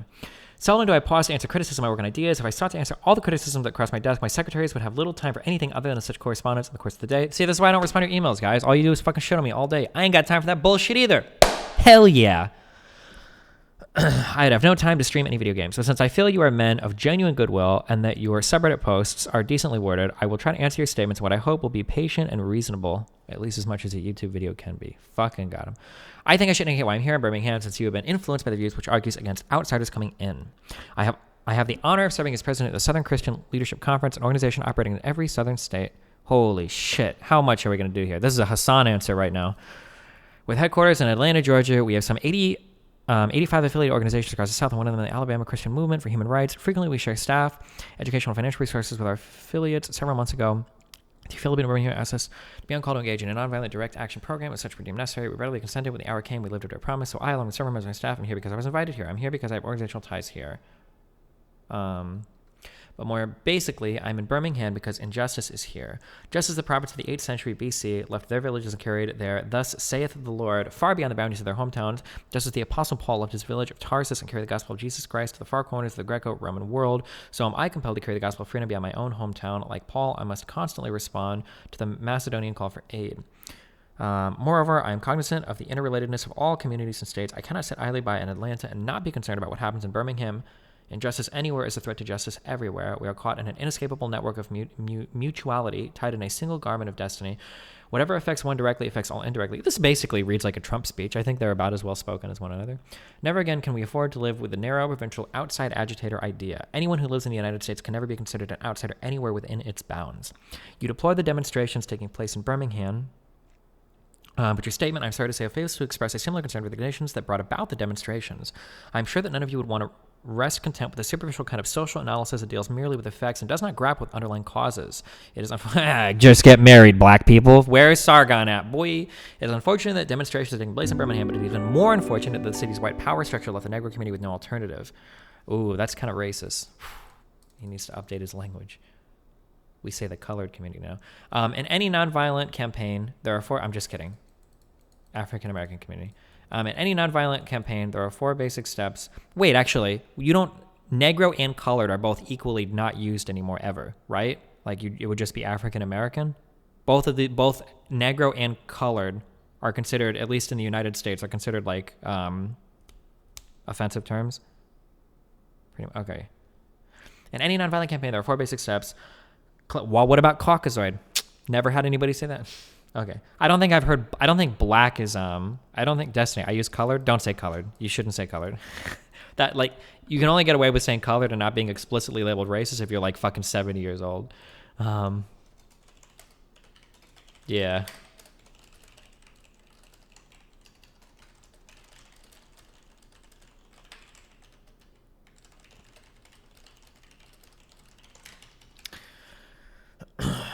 There have been unsolved bombings, collection. Oh, in any nonviolent committee, there are 4 basic steps. Collection of the facts to determine whether injustice exists, negotiation, self-purification, and direct action. We've gone through all these steps in Birmingham. There can be no gainsaying the fact that racial injustice engulfs this community. Birmingham is probably the most thoroughly segregated city in the U.S. Its ugly history of brutality is widely known. Negroes have experienced grossly unjust treatment of the courts. There have been more unsolved bombings of Negro homes and churches in Birmingham than any other city in the nation. These are the hard, brutal facts of the case. On the basis of these conditions, Negro leaders sought to negotiate with the city fathers, but the latter consistently refused to engage in good faith negotiations. Then, last September, came the opportunity to talk with leaders of Birmingham's economic community. In the course of the negotiations, certain promises were made by the merchants. For example, to remove the store's humiliating racial signs. On the basis of these promises, the Reverend Fred Shuttlesworth and the leaders of the Alabama Christian Movements for Human Rights agreed to a moratorium on all demonstrations. As the weeks and months went by, we realized that we were the victims of a broken promise. A few signs briefly removed returned, the others remained. As in so many of our past experiences, our hopes had been blasted in the shadow of deep disappointment settled upon us. We had no alternative except to prepare for direct action, whereby we would present our very bodies as means of laying our case before the conscience of the local and national community. Mindful of the difficulties involved, we decided to undertake a process of self-purification. We began a series of workshops on nonviolence, and we repeatedly asked ourselves, are you able to accept blows without retaliating? Are you able to endure the ordeal of jail? We decided to schedule a direct action program for the Easter session, realizing that except for Christmas, this is the main shopping period of the year. Knowing that a strong economic withdrawal program would be the byproduct of direct action, we felt that this would be the best time to bring pressure to bear on the merchants for the needed change. Then it occurred to us that Birmingham's mayoral election was coming up in March, and we speedily decided to postpone action until after Election Day. When we discovered that the Commissioner of Public Safety, Eugene Bull Connor, had piled up enough votes to be in the runoff, we decided again to postpone action until the day after the runoff so that the demonstrations could not be used to cloud the issues. Like many others, we waited to see Mr. Connor defeated, and to this end we endured postponement after postponement. Having aided in this community need, we felt that a direct action program no longer be delayed. You may well ask, why direct action? Why sit-ins, marches, and so forth? Isn't negotiation a better path? You are quite right in calling for negotiation. Indeed, this is the very purpose of direct action. Nonviolent direct action seeks to create such a crisis and foster such a tension that a community which has constantly refused to negotiate is forced to confront the issue. It seeks so to dramatize the issue so that it can no longer be ignored. Ooh, sounds like holding a budget hostage for the wall. Maybe MLK was a Trump supporter. My citing the creation of tension as part of the work of the nonviolent register may sound rather shocking, but I must confess that I am not afraid of the word tension. I have earnestly opposed violent tension, but there is a type of constructive nonviolent tension which is necessary for growth. Just as Socrates felt that it was necessary to create a tension in the mind so that individuals could rise from the bondage of myths and half-truths to the unfettered realm of creative analysis and objective appraisal, so must we see the need for nonviolent gadflies to create the to create the tension of society in which will help men rise from the dark depths of prejudice and racism to the majestic heights of understanding and brotherhood. The purpose of our direct action program is to create a situation so crisis-packed that it inevitably be open the door to negotiation and therefore continue the economy too long. Is this really going to tell us anything that was related to what we were talking about? This is a lot of fucking shit. Never before have I written so long a letter. Fuck, man. Well, why the fuck is this one we had to read? I feel like this is not related to what we were going over at all.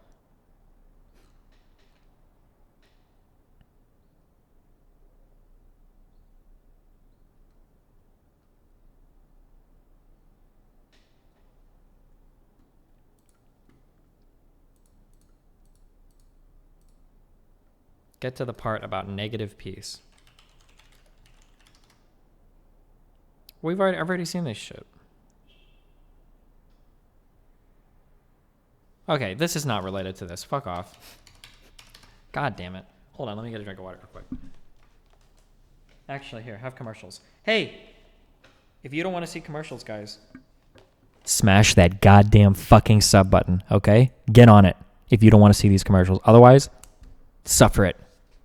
Bear it.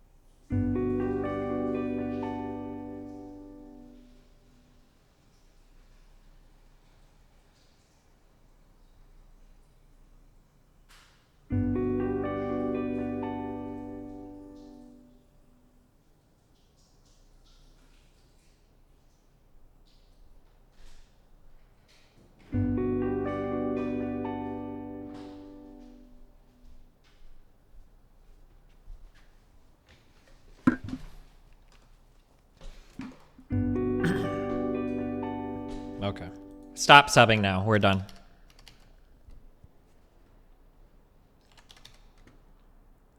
Difficult, and there's no like fast way to do it. I think we definitely need to navigate instead of putting so much funding into a wall. Like, I can understand a fence. That's fine. Like, the $20 billion wall is where it's pushing it. Why? I don't understand the difference between a fence and a wall.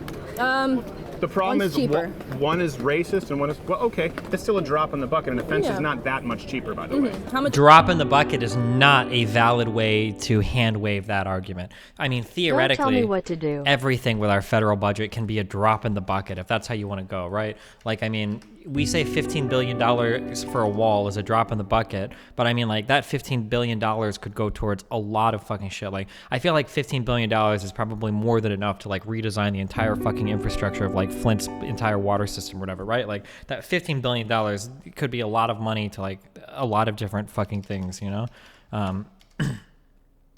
It's just the difference, you know? Well, the most generous estimates have a wall at about $20 billion, and really right now what they're talking about is $5 billion being allotted, which Democrats have already agreed to 1 point something billion. Forgive my rounding of errors course, here. I understand. And of course they supported building some kind of a barrier. Keep in mind that this is only for initial construction of the wall, and it doesn't include, like, ongoing maintenance as well. I mean, like, well, we can actually, well, let's look this up. Okay. How much would the wall cost?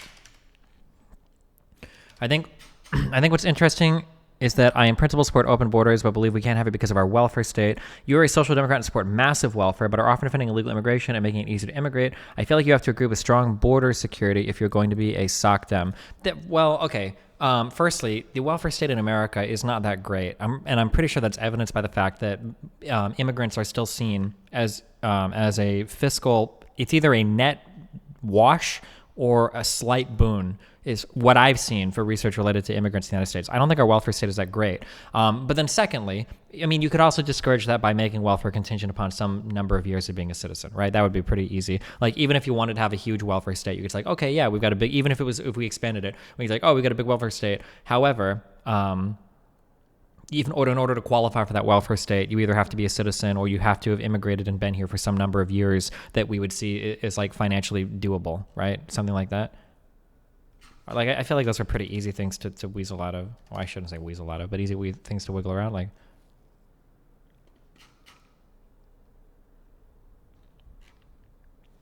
you should control if unjust laws. Oh shit! Hold on.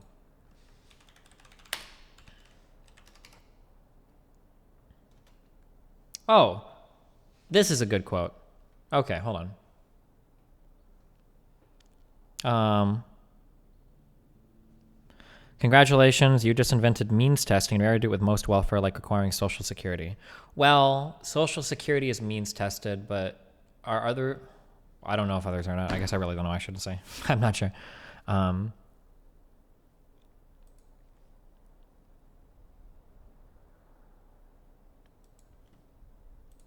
Look at Democrat cities. They're very rich or ghetto, no in between. Yeah, but I feel like that has less to do with policies and more to do with culture. Like, Democrats have a certain culture and Republicans have a certain culture, and I don't know. And then, like, your policies, like, come from that kind of. Like, for instance, like, it's very, very fucking hard to be around to be around groups of people and then to demonize those groups of people. Like, I think you would have... It's depending on how you get around them. Like, for instance, if you spend a lot of time like living and working in a place like San Francisco or in a place like New York City or in a place like Los Angeles or whatever, like in these places where you see tons of different types of people, your views of like black people or Asian people or women is going to be a lot different than if you live in like Nebraska or Iowa, where it's like, I don't even fucking know if I see a black person every day. Like, that's like a fucking shooting star event, you know? Like, you see a black person cross the street and you make a wish or whatever. Like, these are very, very, very different. The way that you view people is going to be way different. And it seems like you get like very different, and like, I guess I would appeal to data on like when you break down like how voters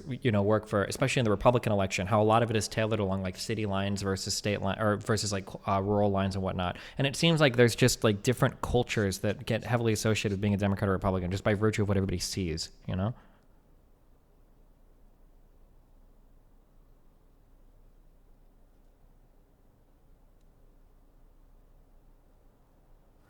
Destiny, that's reversed causation. The segregation is not a consequence of the liberal. Well, I don't know if I could establish causation because doing that socially or sociologically or psychologically is very hard. But aren't there, like, isn't this like a well-established thing in psych where like the more time you spend around like a person of color, the less likely you are to view them negatively. I feel like this is something that's been like pretty drawn out. Fuck, I should have. We'll save these studies. What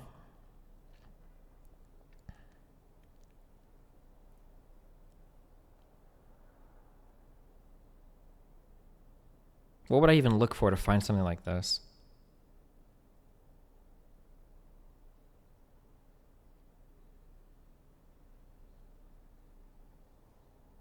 Can you be racist? Spend time. I don't.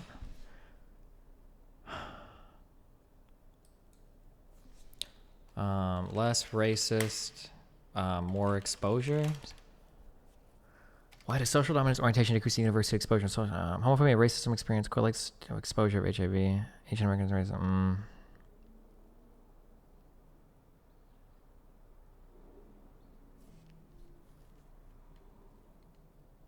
Examining the consequences of exposure to racism for the executive functioning of black students. Holy shit. Journal of Experimental Social Psych. Recent research has demonstrated that interracial interactions, reminders of stigmatized identities, and exposure to ambiguous racism can deplete the self-control resources of minority group members. In this current study, we examine whether hearing blatant racism expressed in an interracial context would deplete the self-control of black participants, and whether this depletion would be moderated by participants' level of racial centrality. After listening to a black or a white Confederate express either support for racial profiling or increased campus parking fees, racist condition or neutral condition, black participants completed a Stroop color naming task to assess self-control depletion. Participants experienced self-control depletion following interaction, regardless of whether the views expressed were racist. As expected, however, racial centrality moderated the depletion effect when racism was evolved, with participants higher in centrality showing greater depletion following an encounter with... Interesting. Okay, sorry. Are these Stroop tests good? Well, I guess if they're seeing differences in the test, right? But, okay, sorry. All right.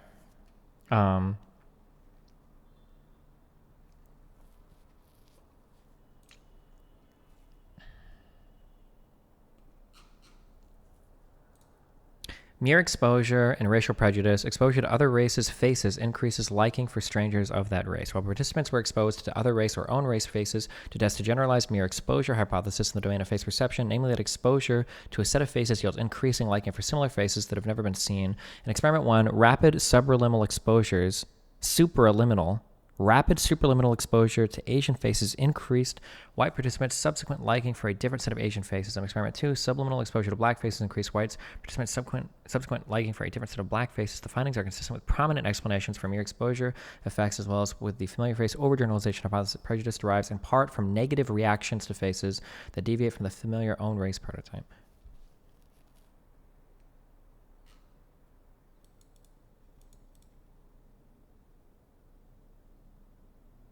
Interesting. Okay, sorry. All right, we don't care about this.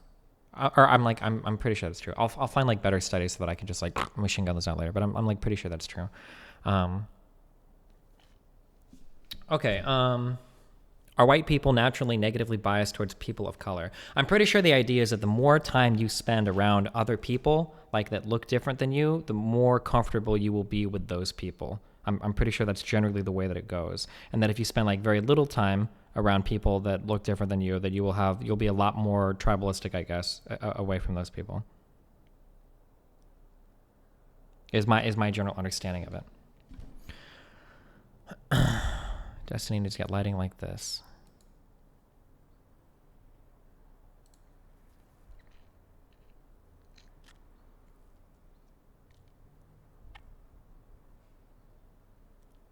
She's like fucking taking up the entire fucking camera. I can't see anything.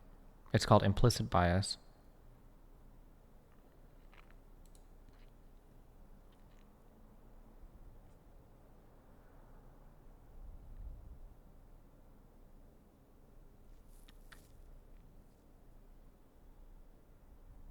Oh, hello, boobs.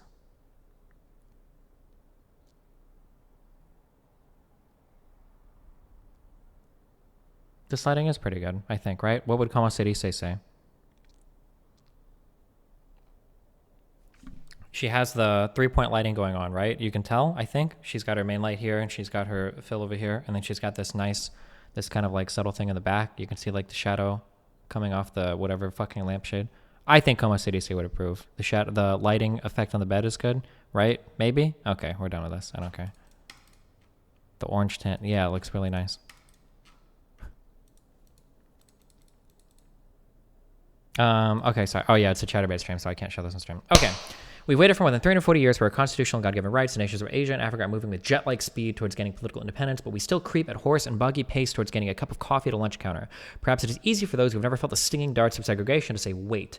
When you've seen the vicious mobs lynch your mothers and fathers at will and drown your sisters and brothers at whim, when you've seen such hate-filled policemen curse, kick, and even kill your black brothers and sisters, when you see the vast majority of your 20 million Negro brothers smothering in an airtight cage of poverty in the midst of an affluent society, when you suddenly find your tongue twisted and your speech stammering as you seek to explain to your 6-year-old daughter why she can't go to the public amusement park that has just been advertised on television, and see tears welling up in your eyes when she's told that Fun Town is closed to colored children, and see ominous clouds of inferiority beginning to form in her little mental sky, and see her beginning to distort her personality by developing an unconscious bitterness towards white people, when you have to correct or concoct an answer for a 5-year-old son who is asking, Daddy, why do white people treat colored people so mean? When you take a cross-country drive and find it necessary to sleep night after night in the uncomfortable corners of your automobile because no motel will accept you.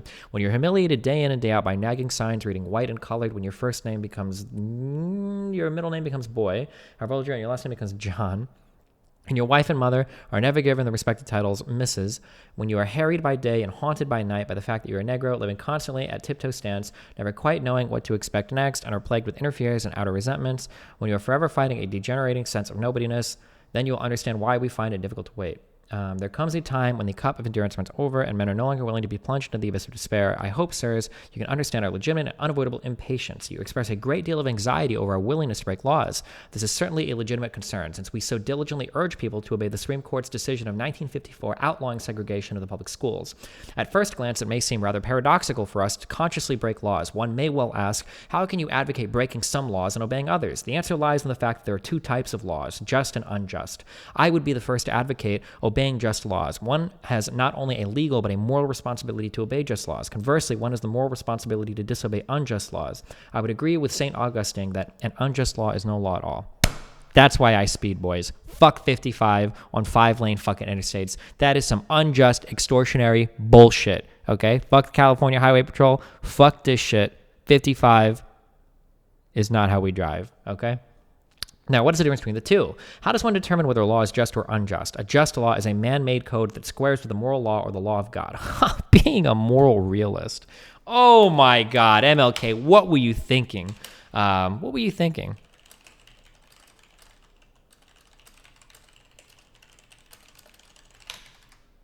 How does one determine whether a law is just or unjust? A just law is a man-made code that squares with the moral law or the law of God. An unjust law, he's basically saying, so if I try to take his wording and fit it into my framework, he's basically saying a good law is a law that is derived from or lines up squarely with our underlying moral value as a society, right?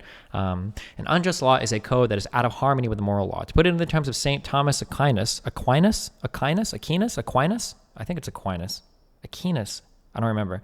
An unjust law is a human law that is not rooted in eternal law and natural law. Any law that uplifts human personality is just.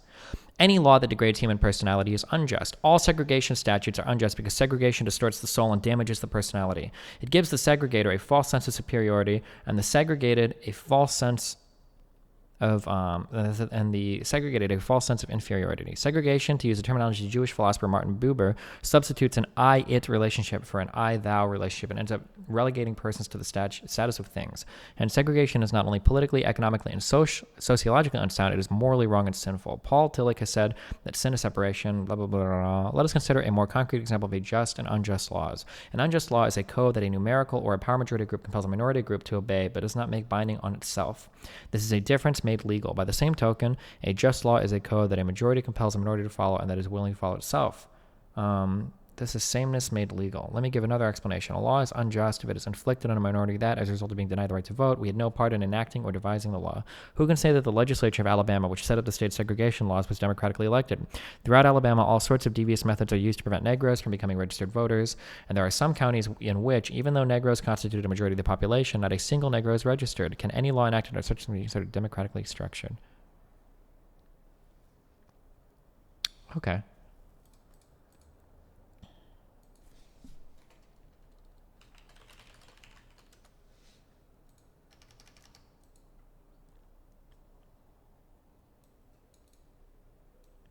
We can use this at some point.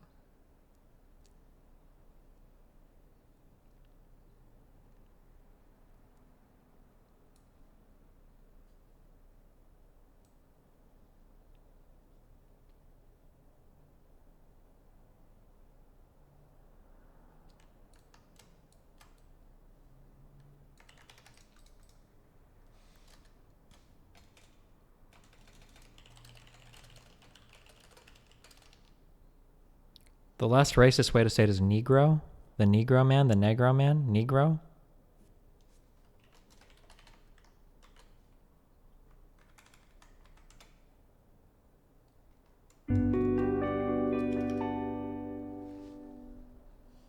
Hi, smiley face.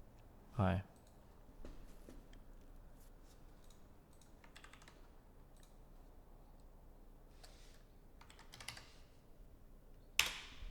That is not the less racist way to say it, okay. I don't actually know. Okay.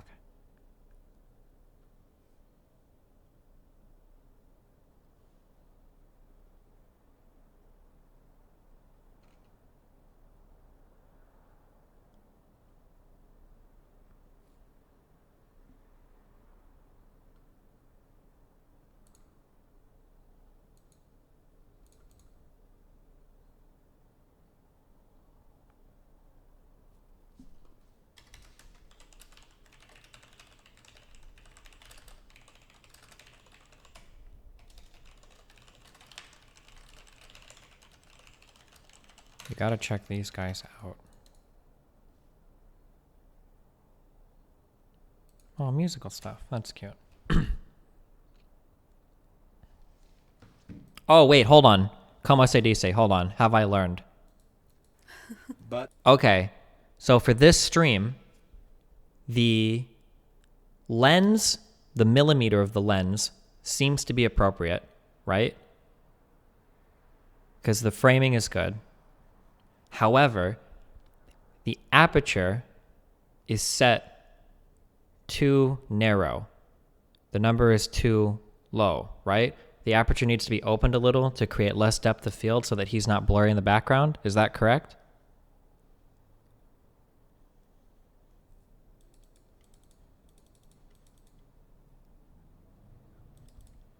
Or is it the aperture is too wide and it needs to be narrowed?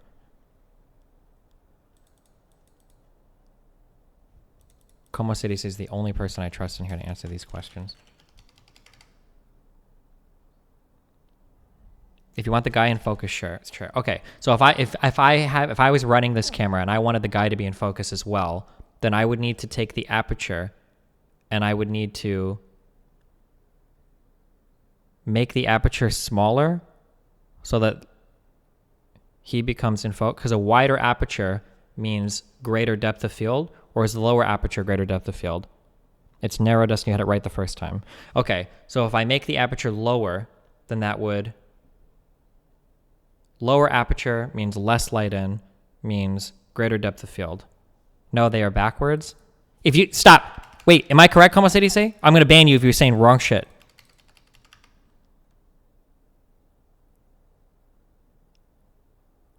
Correct, Destiny. Bigger F number is a smaller aperture.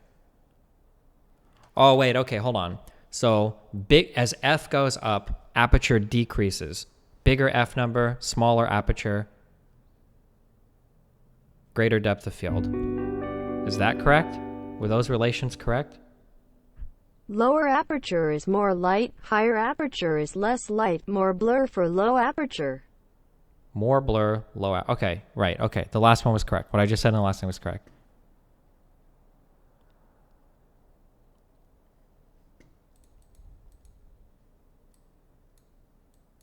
Wait. Right. Oh, God. Oh, let's listen. Wait, these guys have 7,000 viewers. They don't need my fucking help. Fuck off. Okay. If it helps you theoretically, an infinitely small aperture would make everything in focus.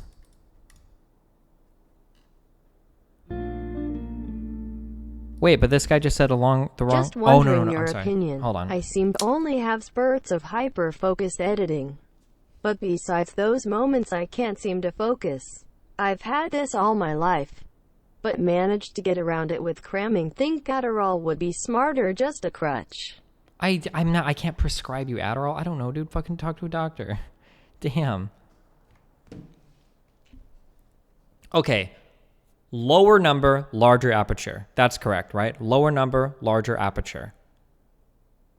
If we made our aperture infinitely small, so f infinity, that would mean that everything is in focus. But you're getting very little light. Oh, wait, yeah, that makes sense. If you have vision problems, if you, that's why we squint. If you have a vision problem, if you make a very small hole in your hand like this, and you put it over your eye, you can actually read things farther away than what you normally can, right? Because the reason, well, for depending on your vision problem, but a lot of vision problems are basically related to your eye in the back is not able to focus light. But if you make it very, very small, or have a smaller aperture, right, which is what this is, smaller aperture makes it so that you can focus more and gives you, right, makes it so you can read shit. And then if you have a larger aperture, so the number gets smaller, a larger aperture means that everything becomes blurry because light is coming from fucking everywhere. Right? Right? Okay. Yeah. All right.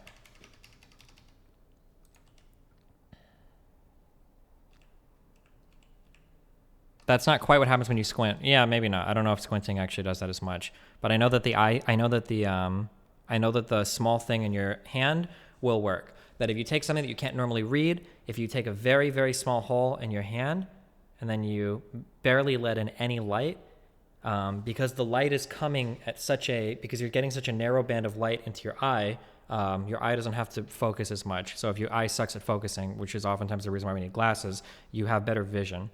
And that's effectively making a very narrow aperture. Okay. All right, I understand. Sorry. Cameras was also something we were learning here. Okay, where are we at? Where are we at on this? Okay, sorry, we were watching this. Okay. Across the 700, 800 miles. Yeah. It can work for a very long time. So why not just build the most effective barrier possible? But if we just said, okay, like Donald Trump, a barrier can be partially fenced, partially walled, depending on the topography. You okay with that? I think so. I just think that the idea, I think the emphasis shouldn't be on the wall. I think it should be maybe, I can understand, peace of mind. I totally get that. There's a fence between me and the bad guys. That's fine. But I think we should, instead of putting all of the money, the 20 billion or the 5 billion or the 1.6 whatever. Well, it's not all the money. It's very, very little. Our annual budget is $4 trillion. Yeah, it's huge. So 5 billion is. But I think by doing. Hold on. What did he just cite? What did he just cite our annual budget as? I don't think it's fair to mix up the discretionary versus the non-discretionary spending of the United States. Hold on, let me get the actual numbers that we're talking.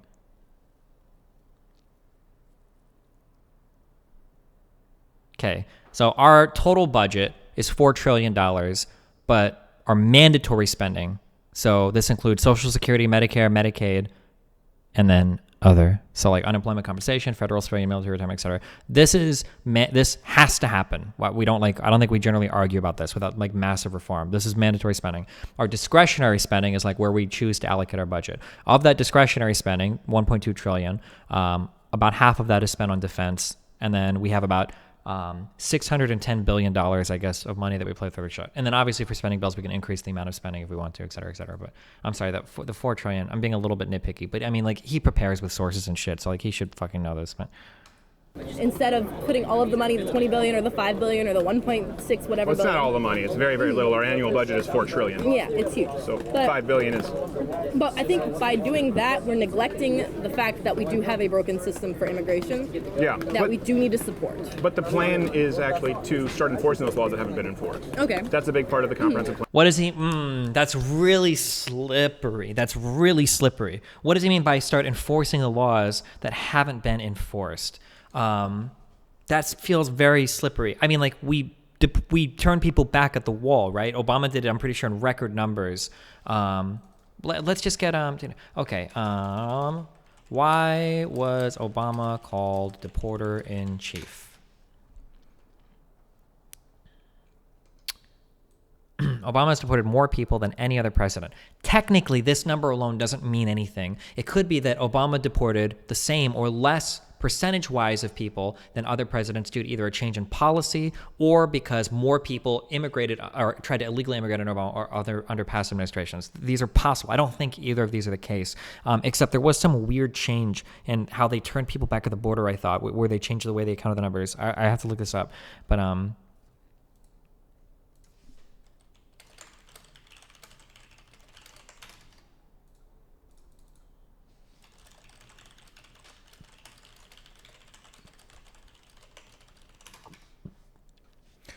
Donald Trump's immigration plan is set to be announced later this week. In a previous comment, how many people have been deported under Obama? President Barack Obama. Wait, hold on. Critically important. Why are you giving me a ferrets? President Barack Obama has been referred to by immigration groups as the deporter-in-chief. Between 2009 and 2015, his administration has removed more than 2.5 million people through immigration orders, which doesn't include the number of people who self-deported or were turned away and or returned to their home country at the border by U.S. Customs and Border Patrol. Oh, okay. So this is 2.5 million people removed through immigration orders. What does that mean, removed through immigration orders? Like actually found and deported in the U.S.? 2.5 million people? That's a fuck ton of people. Holy shit.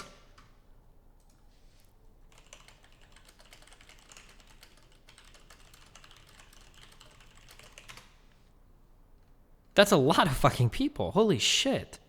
Over 6 years? Even over 6 years. That's a fuck ton of people. How does he compare to other presidents? According to governmental data, the Obama administration deported more people than any other president's administration in history. In fact, they deported more than the sum of all presidents in the 20th century.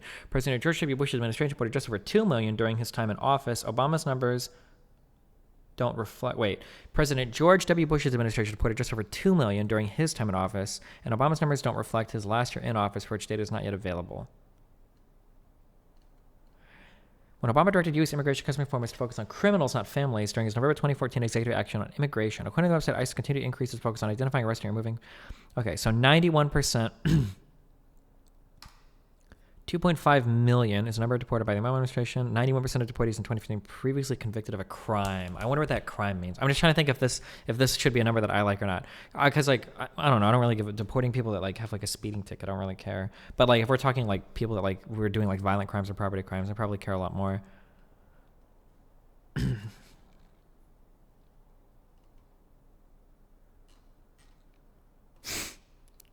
That is a good meme.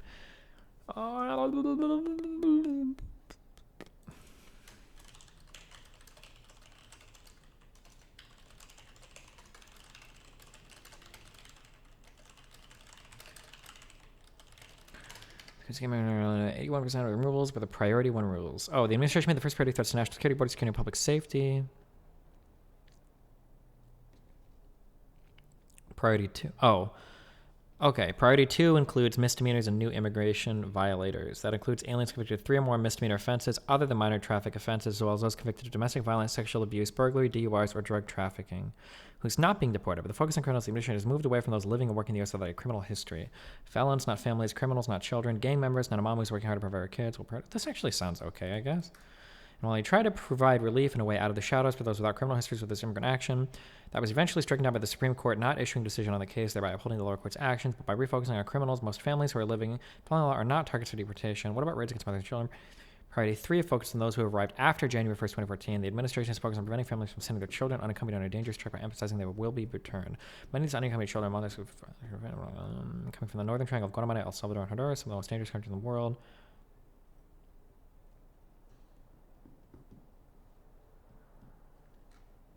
Interesting. Okay. Sorry, hold on.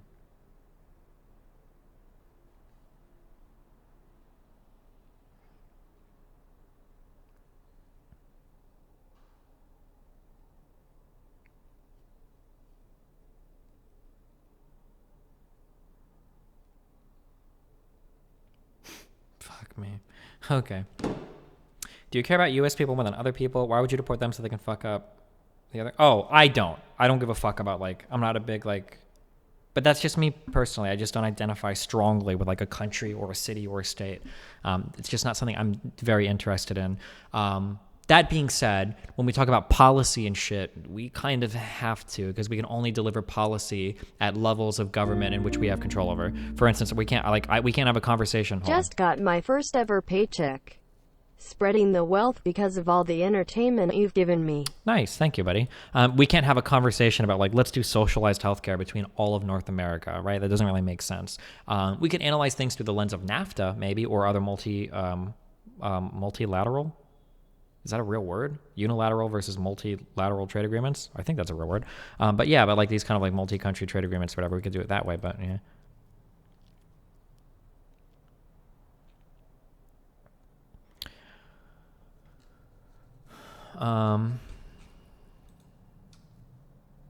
Deportation right now. Barack Obama is deported by critics in the immigrant right community, even as enforcement first advocates.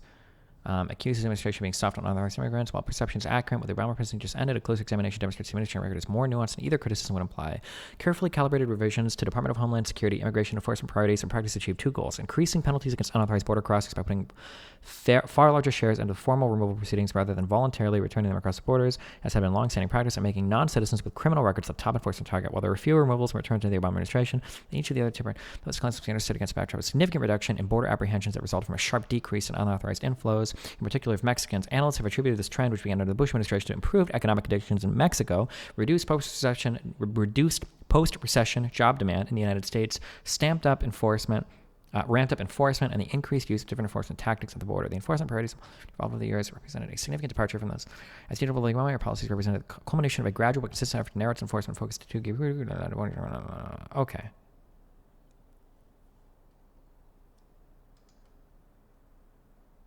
Okay, cool. All right, so Obama deported a fuck ton of people. All right, I think that's okay.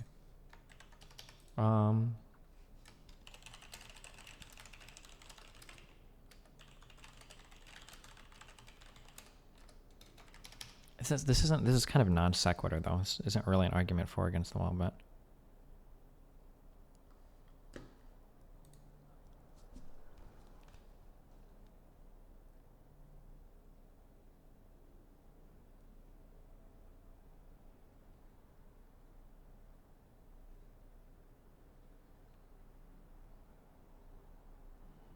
Oh shit, free tonight. Ah, fuck. I feel like I have so much shit going on. Yeah, I am. No, I am. It's Byron. Where are you at?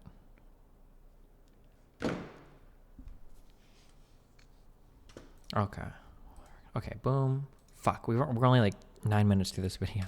One that Donald Trump is putting forward. In fact, enforcing laws that were put on the books from Barack Obama. So it seems to me like you would support a wall, a barrier, a fence, if it's, let's say, a hybrid. I feel like he loads his questions down so much. I feel like this is disingenuous, right? Like, well, I want a wall because I'm just enforcing the laws already on the books from Obama. But Republicans do this shit. They've done it twice. It's very irritating. They do this. I say they've done it twice. They do this all the time.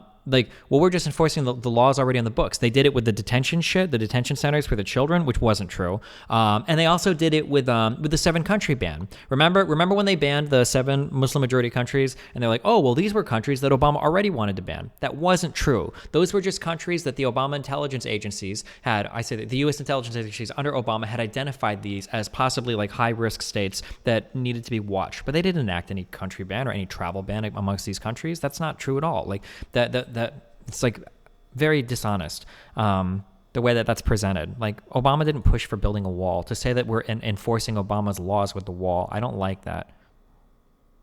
Fact that we do have a broken system for immigration we do need to support. But the plan is actually to start enforcing those laws that haven't been enforced. Okay. That's a big part of the comprehensive plan that Donald Trump is putting forward. In fact, enforcing laws that were put on the books from Barack Obama. So it seems to me like you would support a wall, a barrier, a fence, if it's, let's say, a hybrid wall, fence, whatever works.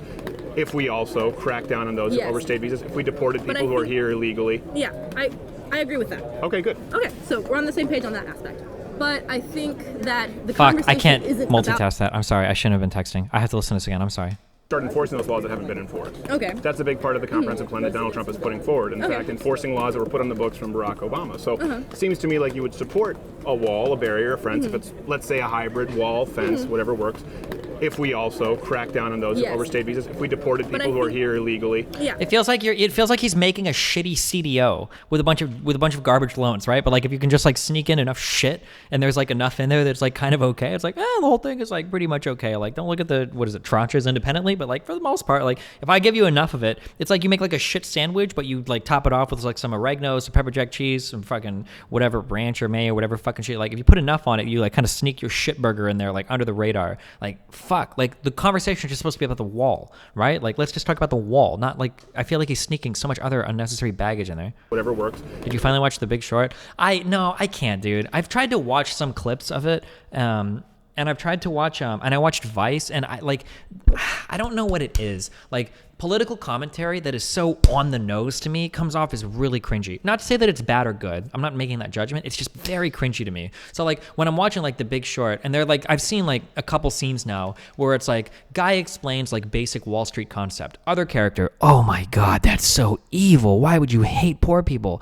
Oh, and it's like, okay, like I get it, dude. Like, and then the other guy's like, because I am so evil and I make so much money under capitalism. It's like, I mean, okay, dude, like fucking calm it down. Like we get it. Like Jesus Christ. I don't know. That's how I feel like when I watch like any clips related to like The Big Short. Destiny, that isn't the whole entire movie. Maybe, but I feel like I've seen like 3 or 4 clips that are like that, you know? And I feel like the actual issue related to especially financial instruments is so insanely fucking nuanced that to just write it all off as people being evil, I don't know. It looked entertaining. I'll say that. Like The Big Short, like the clips that I saw were definitely entertaining, but it just things that come off as like insanely fucking preachy to me are just like, ugh. Well, I don't know.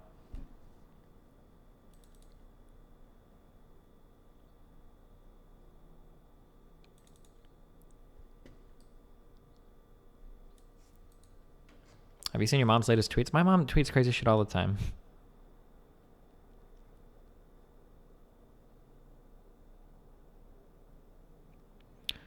Maybe there's a good lay place from.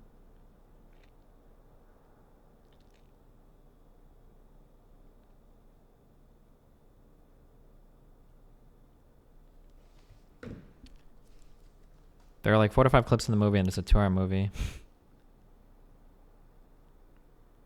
Hold on 1 second.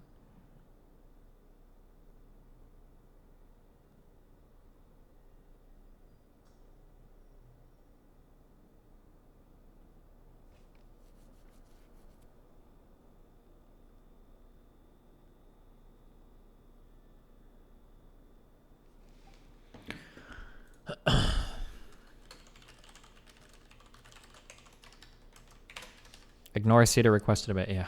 Okay. If we also crack down on those who overstayed visas, if we deported people who are here illegally. Yeah, I agree with that. Okay, good. Okay, so we're on the same page on that aspect.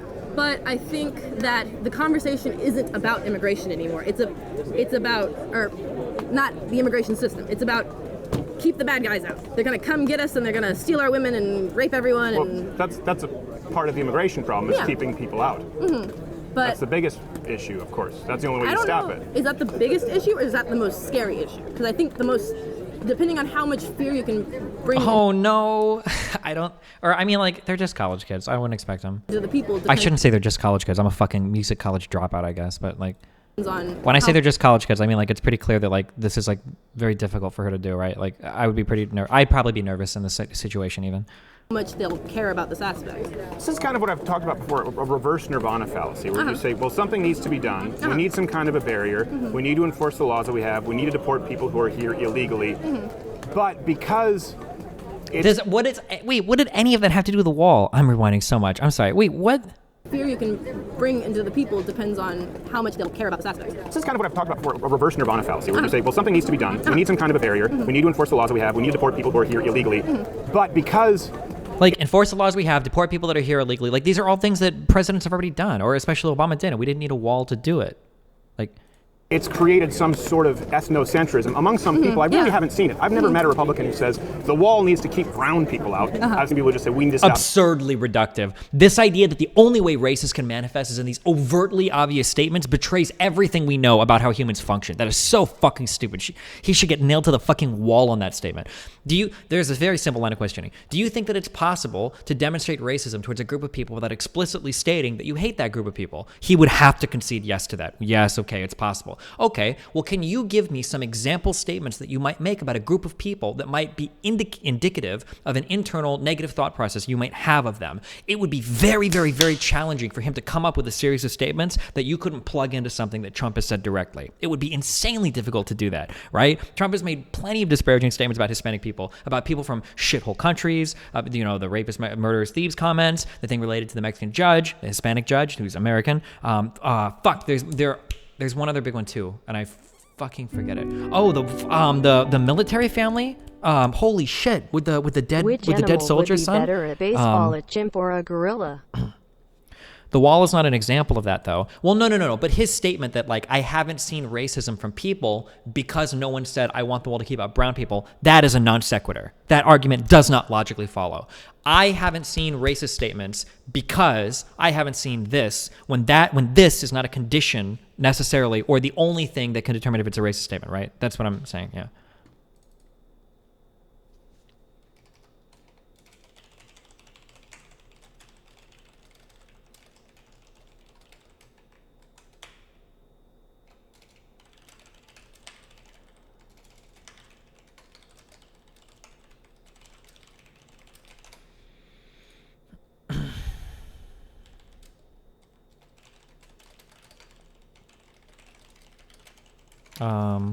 Okay, sorry.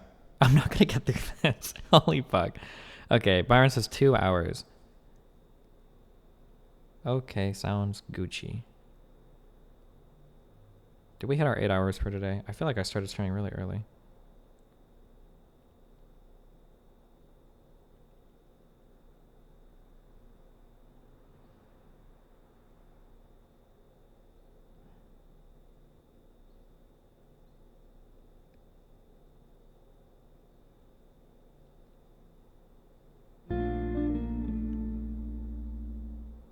Hey, I was watching your YouTube and I saw that you told Hassan you guys would go shopping for clothes and build a PC. I'd really like to watch that happen. Have a nice stream. Okay, someday. Okay. The problem of illegal immigration, especially because it's costing $100+ billion to the taxpayer. That is highly contentious. We need the sources. Okay. Illegal immigration cost to... Fuck. When we tried to look up this information, it was so hard to get, like, concrete number. Okay, just another, like, thing, and I'm not saying this to excuse either side, because the data could swing either way. I've repeatedly seen it said in any of these types of things that collect data that collecting data about illegal immigrants is very, very, very fucking hard to do. So I fully admit, as I hope the other side would, my numbers or what I come across could swing very wildly in the other direction if there was like a different way to check something or collect data or whatever. Like you have to use like a lot of like roundabout ways to kind of test for illegal immigration, because obviously we don't have a big database of undocumented people, because then they would be documented. So like yeah, it's a really hard thing to measure directly. Wait, what is this? Sorry, hold on. Ooh, dude, it is so cold in the Midwest right now.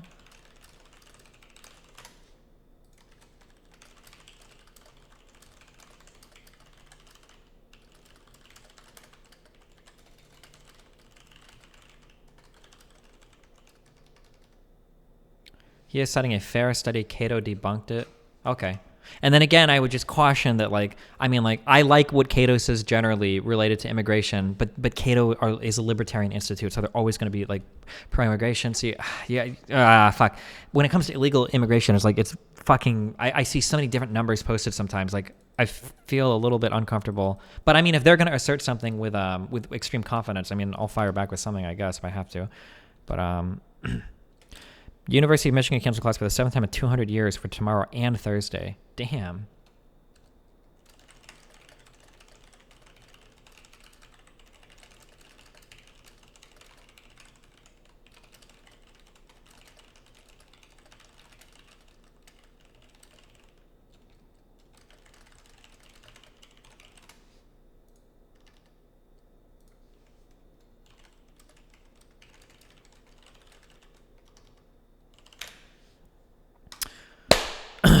Okay, fiscal burden of illegal immigration study is fatally flawed. The Federation for American Immigration Reform is devoted to reducing legal and illegal immigration. Recent report, The Fiscal Burden of Illegal Immigration by Matthew O'Brien, Spencer Riley, and Jack Martin estimates that the net fiscal cost of illegal immigration to U.S. taxpayers is $116 billion. Farr's report reaches that conclusion by vastly overstating the cost of illegal immigration, undercutting the tax revenue they generate, inflating the number of illegal immigrants, counting millions of U.S. citizens as illegal immigrants, and by concocting a method of estimating the fiscal cost that is rejected by all economists who work on this subject.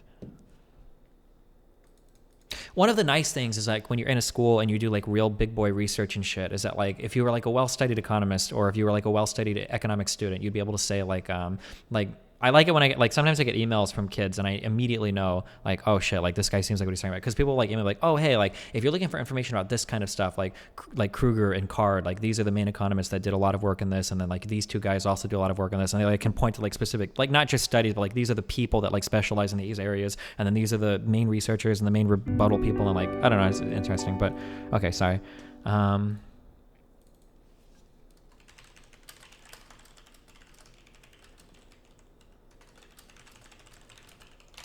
I miss old Twitter Destiny. What did old Twitter Destiny say? If JFK played solo queue, the CIA would have immediately claimed responsibility for the assassination. If Abraham Lincoln played solo queue, John Wilkes Booth would be on the $100 bill. What, did I really say this? If solo queue players are the victims of police brutality, victim blaming would no longer be frowned upon, it would be encouraged. Holy shit! What? I must have just come off like a really bad... I must have lost promos. These are lost promos tweets. I must have lost promos and then hopped on Twitter afterwards. That's the only thing that could explain this. Jesus Christ. Okay.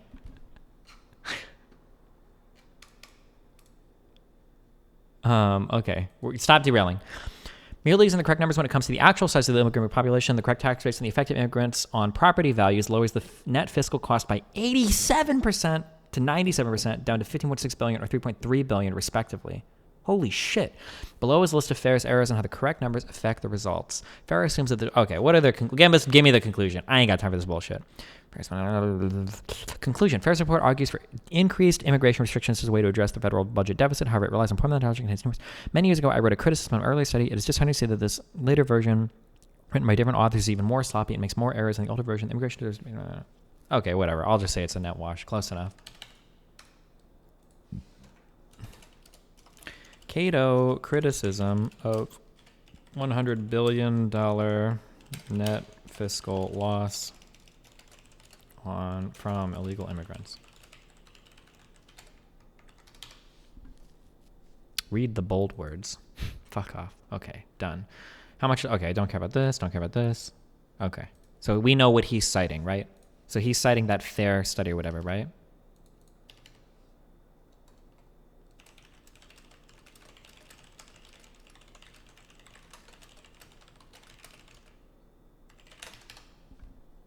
Okay.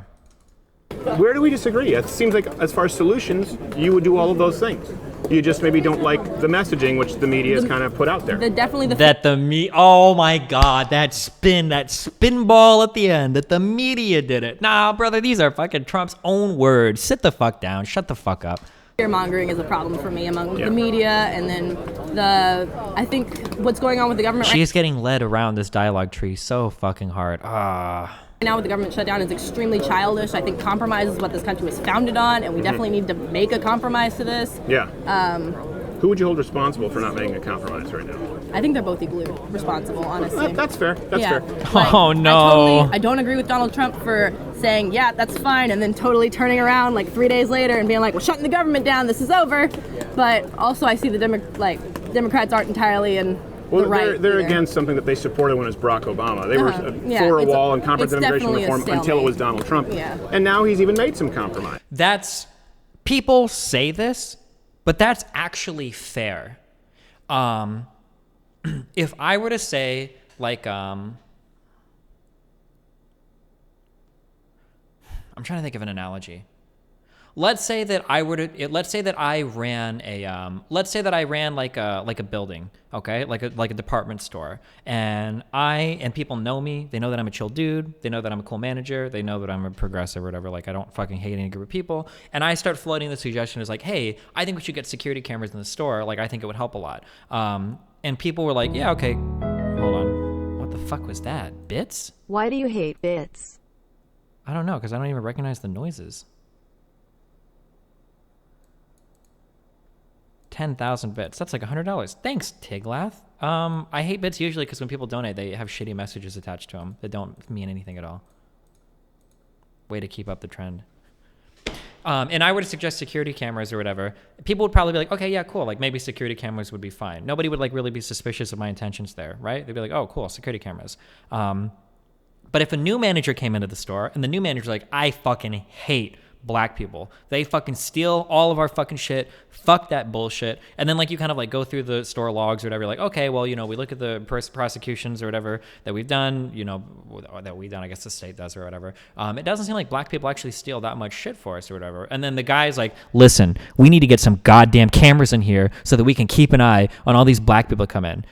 I think it would be totally reasonable for people to like, well, wait, hold on. Wait, do we even need these fucking security cameras? Like, what the fuck? Like, it's not a 100% rational position to take because the dispassionate approach would be, okay, well, let's ignore his rhetoric and let's analyze the actual effectiveness of the security cameras. In this case, the security cameras are a stand-in for a wall that really isn't effective. Like, his argument falls down on so many levels. One, that it's okay to be against something under a current person that you were in favor of in a prior person. That is okay. Like, that's not necessarily a bad thing, firstly. And secondly, it's possible that they were incorrect in being in favor of it under Obama, and they're correct in being against it under Trump. That's entirely possible as well. Both of these are totally okay, totally valid things. That you could have somebody that maybe wasn't paying as much attention to immigration or wasn't as woke on immigration or whatever under Obama, and then under Trump became more aware of it, right? That's a totally valid thing to say. This is not like, conservatives like to throw this around as like some silver bullet, like, oh, you supported it under Obama, but you didn't support it under fucking Trump. If you want some shit that was supported under Obama but not under Trump, or actually vice versa, what you can look at is you can look at Republican support for military action in Syria. I believe that those numbers, actually, let's find them so that I don't talk shit. Because what my understanding was that for the Democrats, the numbers were similar, but I think the Republicans dramatically shifted. Does anybody have a link? There is like a specific fucking article that talked about this, but I want to make sure I'm 100% correct here because I could be remembering it incorrectly.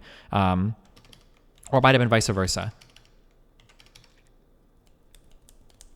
Whether Democrats or Republicans did it, I'd be critical of either side here. But there was a huge, huge shift from when Obama wanted to do military action in Syria versus Trump wanting to do military action in Syria. And technically, Trump's was probably easier to support than Obama's. Why did I click this? This should have a not safe for work tag. You can see her underwear. And it's a fucking schoolgirl. Is this a fucking lolly? I don't even fucking know. What? Don't link this shit in my chat. Fucking get this anime shit out of my goddamn chat. For Republicans polled on Syria, it's not about the action, but rather whose hand is pulling the trigger.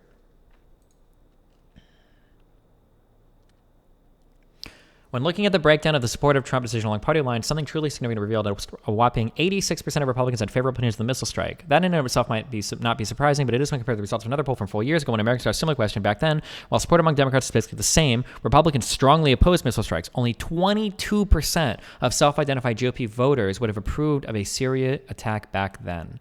Wasn't there an actual poll of congressmen, of Congress people, or was this only just among voters?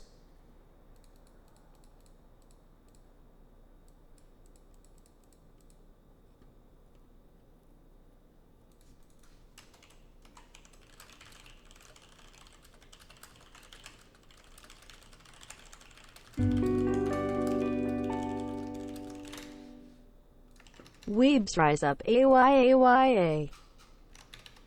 Partisan bias and public opinion on Trump's Syria strike. Recently, 51% of 40% disapproves. Explaining shift other than partisan bias. The case for the U.S. strike was at least as strong as it is today. In both cases, how to just use chemical weapons.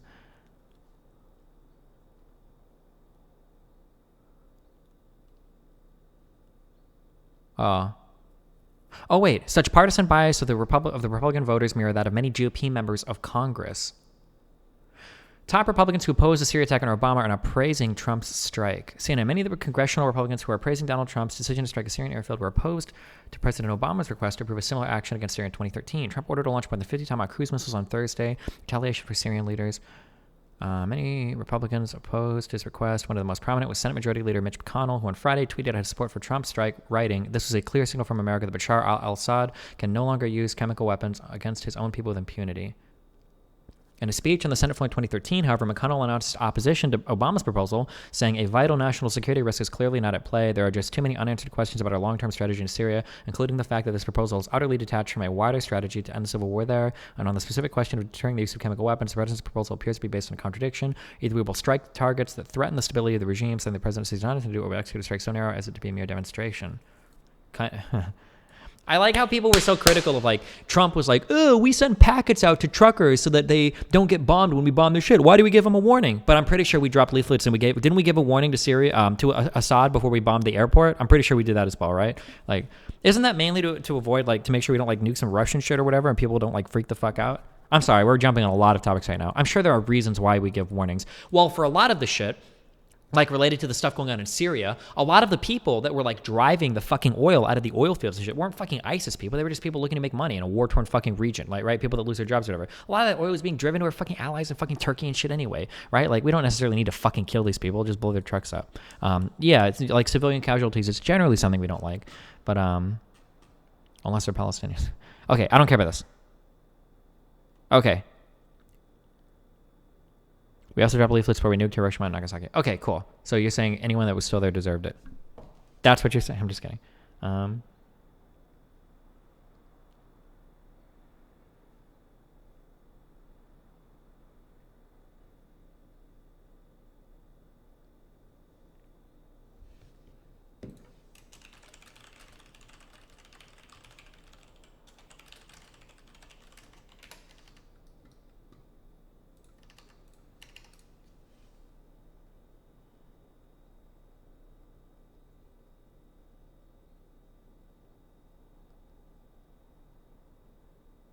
Kind of off topic, would you ever go back to the Jesse Peterson show? Oh, I got an invite today to go back on the 7th to debate gun control. I haven't responded yet, though.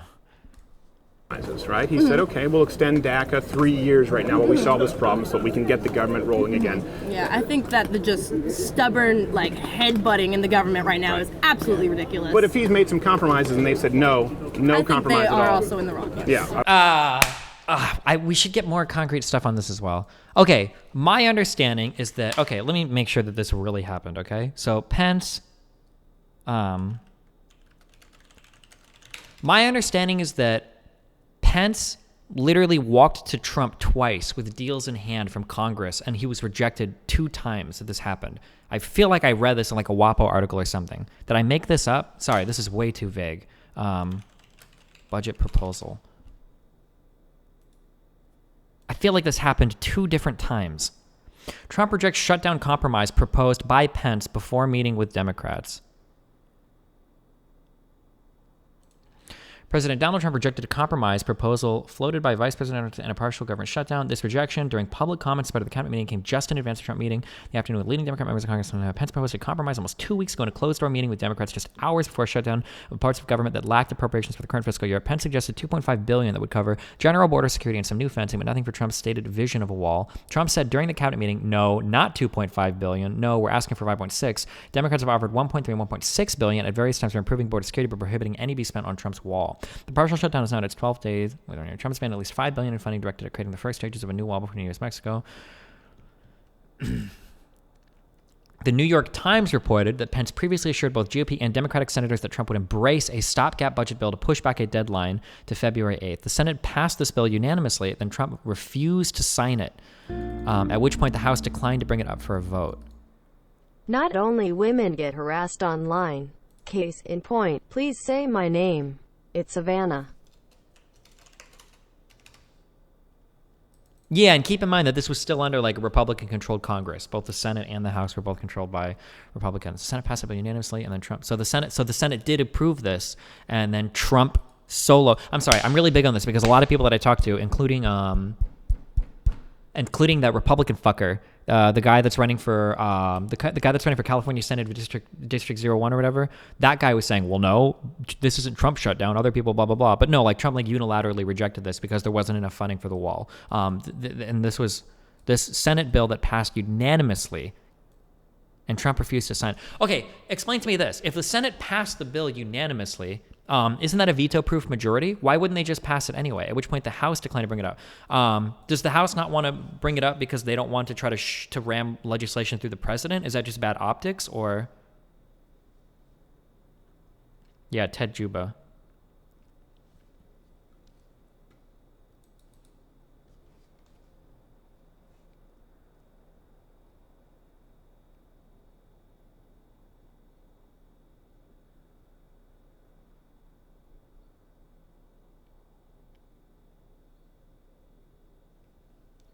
Literally, Paul Ryan bitched out. Push back on a shitty premise on his dumbest question if you're going to JLP again. Because McConnell didn't want to pass something that Trump wouldn't sign.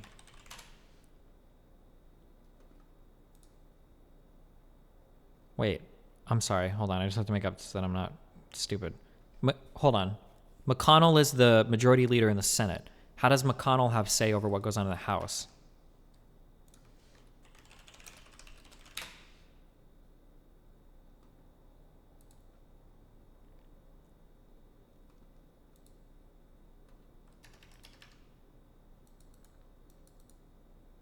Correct. He puts up the vote for the Senate. So it would have been the House was still Republican controlled. Yeah, but I thought wasn't like wasn't it like Paul Ryan or some shit that decided what was going on? Or did he leave in the special election? I don't remember. Fuck.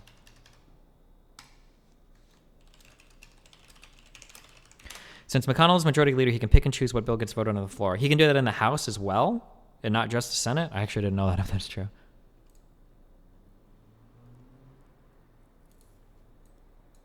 Someone on the Chapo sub is really fucking triggered by Destiny. Oh, I get really mixed reviews on the Chapo subreddit because I'm not a lefty. Paul Ryan was speaker until Pelosi took... So, okay, I'm sorry, just because to make it formal. Who decides whether a bill gets heard on the House floor? Wouldn't that be the House Majority Leader or no? Destiny, yes. Ryan was still in charge. Not only choosing the bill, but getting half the Republicans was impossible. Okay, wait, so... Yeah, okay, gotcha. Just making sure. Okay, just making sure I have this straight. Pence suggested 2.5 million, but nothing's Trump said during the cabinet meeting.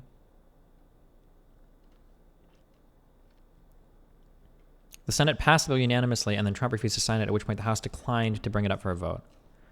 House passed a version of an appropriations bill before the partial shutdown with $5.6 billion for wall construction, and that included funding for a variety of agencies, blah, blah, blah, but that bill failed to advance to the Senate, where the president was unable to summon enough GOP senators to achieve a simple majority. Oh, damn. They couldn't even get a majority in a majority-controlled, much less the 60 votes required under Senate rules to pass most bills. Could you trigger that nuclear option to pass Senate bills? Is that theoretically possible? Where's X Skills? He should know this. Would that... I feel like it would... I know it would be like catastrophic, although arguably it already has a catastrophic impact, but...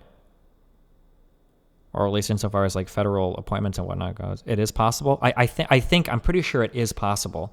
So something that I just learned when I dug into this issue a little bit more a few months ago is that apparently there are a lot of strange flaws in the U.S. government, but it kind of works because we're all kind of like chill. But like there are some things that could fuck like things up really hard.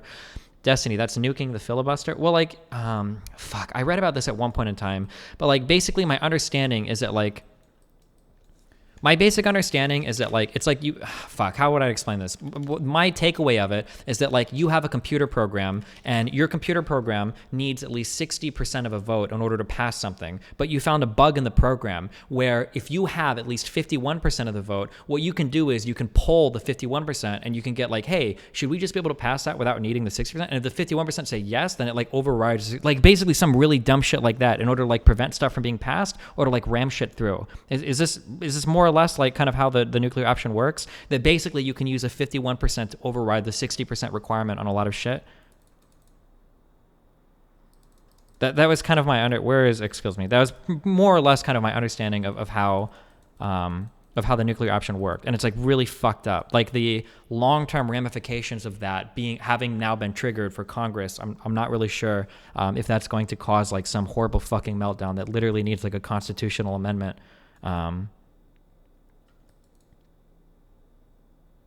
to like fix it. Basically, you make it so you don't need a 60 vote majority anymore. Yeah, pretty much. Yeah, things that needed a 60 vote majority. So like a permanent filibuster, basically things that needed a 60 vote majority. What you can do is you can take like a simple majority vote. And be like, hey, do 51 of you think that 60 thing is shit for this issue? And they'd be like, yeah, fuck it this time. And you're like, okay, well, fuck it. And the reason why people have threatened it in the past is because the threat is that, well, if we start doing this, then we're gonna fucking do it in the future. And like Republicans and Democrats have fought with it in the past over different federal appointees. And I think this was like McConnell's long war or whatever. And McConnell's like, if you fucking do this shit now, we're gonna fuck you in the future. And then the Gang of Eight was made so that nuclear option would be triggered, because everybody's really scared, where it's like, okay, well, if they trigger the nuclear option, fucking the Senate is gonna die. Like anytime there's a ruling majority, it's gonna fuck a whole lot of shit in the Senate up. I think it's kind of like the fear, although we've crossed that threshold now, because now that nuclear option was ultimately triggered. The last big deal was for the Gorsuch appointment for Obama, that basically got cock blocked on that. Democrats are nuking the filibuster to get Medicare for all for 2021 after they get the White House. You heard it here first. Oh, shit. I mean, I imagine they would after the Supreme Court shit, right? Republicans already fucked it with the Supreme Court. Yeah, but the argument is that threats of it in the past by Democrats and the history is very muddy on it. Initially, I assigned all blame to Republicans for it. I still think I generally think that Republicans are pretty at fault for what they've done, but like the history is a little bit more murky with that, with different sides threatening it for different like federal appointments in the past, and it's a little bit more murky. But okay, Trump and Democrats. Velocity is reading. Stop. Die after time. Okay. Sorry, why did we do this? Trump himself rejected a compromise. Okay, wait, hold on. I just want this up, okay? Trump unilaterally rejected multiple compromises on the wall. Okay. I would say, I think maybe we disagree, but I would argue they're more responsible after these concessions have been made. Yeah, I understand where you're coming from. So I guess my issue is, it doesn't seem like we disagree on policy at all. No, we disagree on what needs to be done. Okay, so what do you think needs to be done? Forgive me, I'm Yeah, you're fine. Sorry, let me just check real quick. I have class at 1. So, right. Just final thoughts if you don't mind. No problem. I think we should, instead of putting all this money into the wall, I think we should put it into our immigration system. Okay, I'm sorry. I'm just going by like what I've read, okay? So I could be incorrect here, or maybe I'm not doing enough justice to us. It's literally 100% due to Republicans. The Republicans literally put up an insane hard wall on even minor appointments by Obama. It was mostly bad faith use of the rule and completely without precedent. But the problem is that some people were saying that Democrats were doing the same under George W. Bush. People were pointing to the numbers of federal judges being appointed under Bush, and they were saying that these numbers were lower than under Clinton because Democrats were bowling with the rule. Other people were saying that appointments were being made fast enough, or that like there were other reasons for this happening. I didn't dig that far into it, but like I've heard it like, I don't know, fuck. I'm a little bit less hesitant to 100% say like, boom, like, you know, it was just the Republicans on this. But I don't know. It's a little bit more nuanced, it seems, just from what I've read, from the very little digging I did. To try and better the method by which people get here legally, because right now the system is very clunky, very long, it's strenuous, there's not staffed enough, not enough money going in. I think we need to take care of getting people here legally, and then the illegal stuff, stop making it such a fear-mongering event of I think that's emotion. We're talking about we do need to stop illegal immigration, right? Yes, but I think the fear-mongering needs to go away. I think we need to talk about facts. I like your numbers. I think it's very important to have numbers. Here's a number that you might consider fear-mongering. Illegal immigrants commit crime disproportionately. Okay. So it's completely accurate to say that it's a much tougher pill to swallow, too, by the way, if someone rapes or kills, and they have no business being in this country in the first place. Yeah. I don't think those numbers are true. I mean, I've had a really hard time like finding like illegal immigrants commit more crime than natives. That just doesn't seem to be true when you're talking about like violent crimes and whatnot.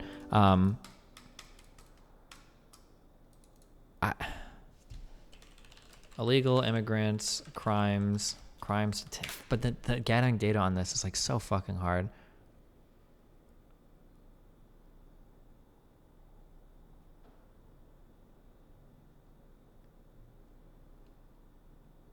And people talking about immigrants versus the truth about crime, illegal immigrants to sanctuary cities. There's been a bunch of rhetoric from the left. And the open borders, pro-legal immigration lobby saying illegal immigrants pose no threat to the safety and security of the nation and commit less crimes. If one watches network newscasts, the ideologues and open border circuits consistently accuse blah, blah, blah. I'm a former Spanish-speaking career detective who investigated violent crimes within the Hispanic and other... No, wait, hold on. Are we about to get some dumb shit here? I want numbers. I'm also a forensic criminologist who is subject matter expert in violent crimes, advocates for facts and evidence. Here are some verified crime facts statistics with you so you know. The truth about the precarious relationship between violent crimes and illegal immigrants. As Americans, we should only care about three things. Are the immigrants in the U.S. legally? Have they committed violent crimes predominantly against U.S. citizens? And had these criminals not been in our country illegally, these crimes, the victimization of citizens, and the cost of their crimes borne by American taxpayers could have been completely avoided. Have they committed violent crimes predominantly against U.S. citizens? Is this important? Do we care about this? Wouldn't crimes against other illegal immigrants coming in be just as bad? I guess predominantly against U.S. citizens implies that they're coming here to target U.S. citizens, so that would be bad. Okay, yeah, I agree with this. Okay, sure. This is an okay list.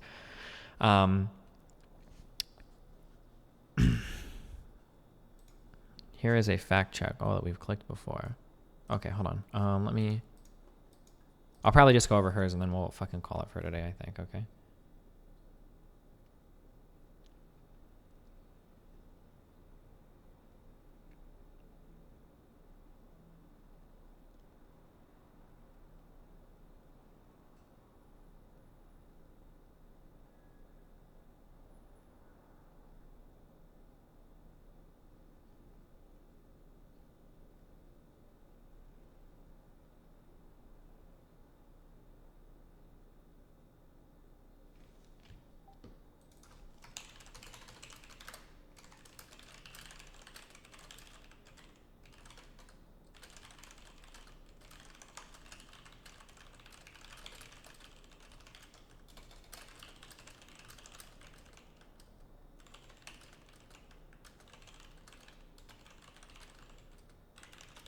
Okay, sorry. Let's search visa overstays border. Oh, we don't care about this. We're done with this.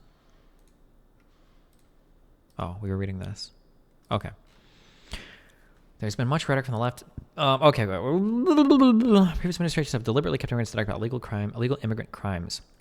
Most states and our federal government have kept information and statistics about illegal immigration crimes committed by illegals and the cost borne by you, the U.S. payer, out of the public view. It is in fact difficult but not impossible to locate accurate crime statistics involving illegal immigrants. The statistics are buried both to a suit of political agenda and to avoid public outcry. Once you read this article, you will quickly understand why the Pew Research estimates that as of 2014, there are at least 11.2 million illegal immigrants residing in the U.S. population, comprising about 3% of these. By far the largest ethnic population, 50% are Hispanics. 6 states, California, Texas, Illinois, Florida, New York, and New Jersey, account for 59% of all illegal immigrants in the United States. In fact, 60% of all illegal immigrants have lived in our nation for over 10 years, underscores our longstanding inability to address a serious problem of our inability to control our nation's borders. The relationship between illegal immigrants and violent crime. Research conducted by the Federal Government Oversight Committee Judicial Watch in 2014 documents 50% of all federal crimes are committed near our border with Mexico. Research conducted. Hold on. Half of federal crimes near Mexico border. There was a study on illegal immigrants' crime that some guy did, and he did it by research that he pulled. I think it was from the Texas corrections offices or whatever, correction facilities. But I don't think that study was endorsed by the people that originally commissioned him to do a separate study, because he was using the data to determine whether or not people were illegal immigrants in ways that the data didn't actually say. Does anybody know who I'm talking about? I don't remember if it was this report or not. Fuck, I'm logging. I'm saving all this shit, okay, for the future, I promise. But, okay. Illegal immigration is a federal crime, so the idea that 50% of all federal crimes are committed near the border is a bit of a meme. Well, I'm hoping that they wouldn't be including that, right? Like, that'd be kind of insane, right?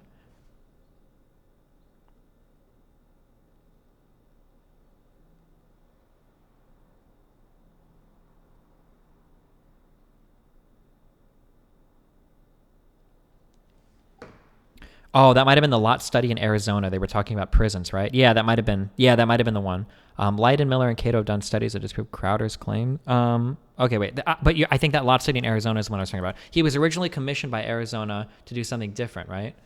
And then he like took some of the data and made a separate study.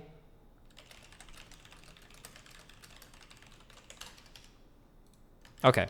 The Western District of Texas has the nation's most significant crime rate with over... Okay, hold on. Research conducted by the federal... Okay. Of the 61,529 criminal cases filed by federal prosecutors, 40% or 24,000 were in court districts along the southern borders of California, Arizona, and Texas. The Western District of Texas has the most significant crime rate with over 6,300 cases filed, followed by the Southern District of Texas with slightly over 6,000. The Western District had the nation's most significant crime rate. The Southern California District with nearly 4,900, New Mexico with nearly 4,000 cases, Arizona... third, fourth, and fifth. U.S. Department of Justice documents were in 2014, 90% or over 12 filed by prosecutors were for violent crimes. And fuck, does this matter? Wouldn't we expect a lot of federal crime to happen with in like California and Texas, because these are very high population states? Texas is a high population state, isn't it? Right? Yeah. This is like the second biggest state in the country, isn't it? Or is Florida bigger? Florida population is okay. Oh, these are probably the three biggest states: California, Texas, Florida. Yeah. I wonder if this is per capita adjusted. Like, also, this is only the Southern California district, New Mexico. New Mexico is not like a huge state, is it? Fuck. He must be adjusting his numbers, right? He wouldn't do something that slippery, right? In a post like this.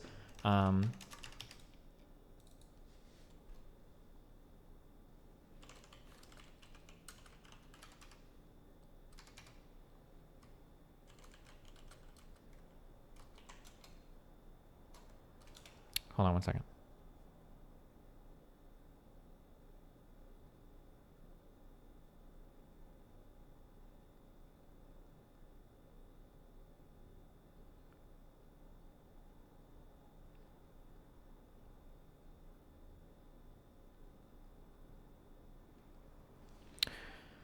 Wouldn't those crime stats also include immigrating to the U.S. illegally as a crime? I would hope not, because that would be really stupid, right?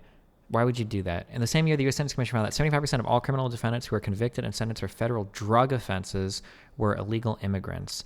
Illegal immigrants were also involved in 70% of all drug trafficking sentences and 1/3 of all federal prison sentences. Fuck.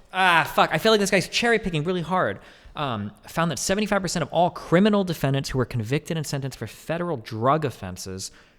What about like violent crimes and shit? The U.S. Department of Justice and the U.S. Sentencing Commission reported that as of 2014, illegal immigrants were convicted and sentenced for over 13% of all crimes committed in the U.S. Illegal immigrants were convicted. The U.S. Department of Justice and the U.S. Sentencing Commission reported that 2014, illegal immigrants were convicted and sentenced for 13% of all crimes. If this is true, that's a really big number, right? Because illegal immigrants don't make up 13% of all people. According to the FBI, 67,000 murders were committed in the U.S. from 2005 to 2008, 115,000 from 2003 to 2009. The general... What are these numbers? 67,000 from 2005 to 2008, 115,000 from 2003 to 2009. The General Accounting Office documents that criminal immigrants committed 25,000 of these murders. How many of those crimes are entered illegal? I'm not sure.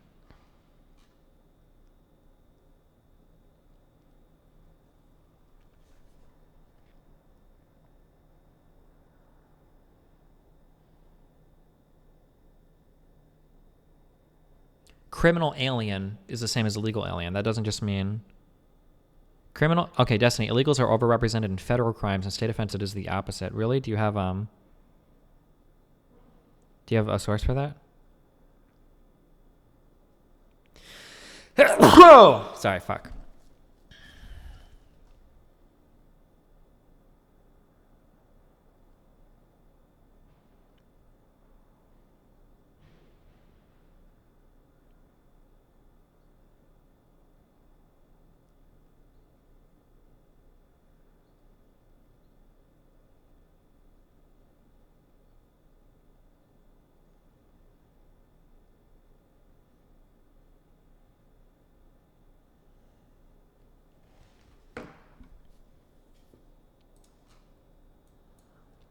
Criminal immigrants in Texas. Legal immigrant conviction and arrest rates for homicide, sex crimes, larceny, and other crimes. The Immigration Research and Policy Brief was updated in 2018. The Texas Department of Public Safety confirmed that their first release conviction data was incorrect because of a coding error. As a result, Norwester updated this brief's finding to reflect the accurate data released by DPS after they admitted their original error. Methodology convictions. Natives were convicted of 400. Okay, per 100,000 residents. You have natives, illegals, all immigrants, and then legal immigrants.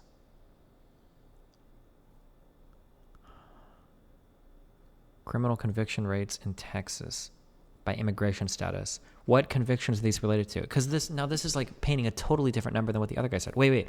What was this report for? The Department of Homeland Security estimated that as of fiscal year 2019, total alien... Okay, wait, hold on. Oh my god, oh fuck, this thing is fucking huge.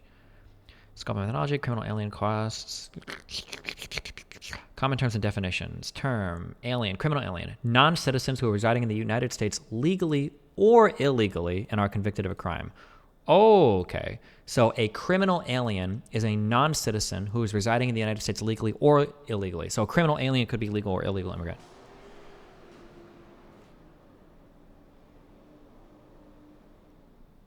The fuck?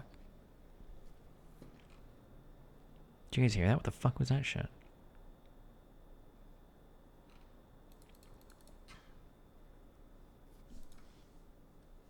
Oh shit, hold on one second. It includes legal... Well, wait, his number might not have included legal immigrants. We haven't looked at where the study is citing his thing. What? Who are you? Hello? Did I scare you? Oh, what's up? Oh, you're here to help us do research? Yeah, I got you. Do you want me to help you do research? Sure. Okay, let me see. I've got nothing so far, so give me a second. Okay. What are we researching, first of all? Whether or not illegal immigrants commit crimes disproportionately compared to natives. So if somebody enters your country illegally, is there a higher chance that they'll commit a crime, like a bad crime, like killing somebody or whatever, versus somebody that already lives there? That's kind of the question we're trying to figure out. Because when a lot of people talk about building the wall or stopping illegal immigration, what they say is that, well, illegal immigrants that come over, do a lot more damage. They commit a lot more crimes. And the other side argues, well, that's not necessarily true. They commit less crime than people that are already here. Okay. Yeah, I'm gonna go to bed, but I'll catch up in the morning and I'll tell you what I've come up with. Okay, thanks. Good night, guys. Be careful. Okay, we tried.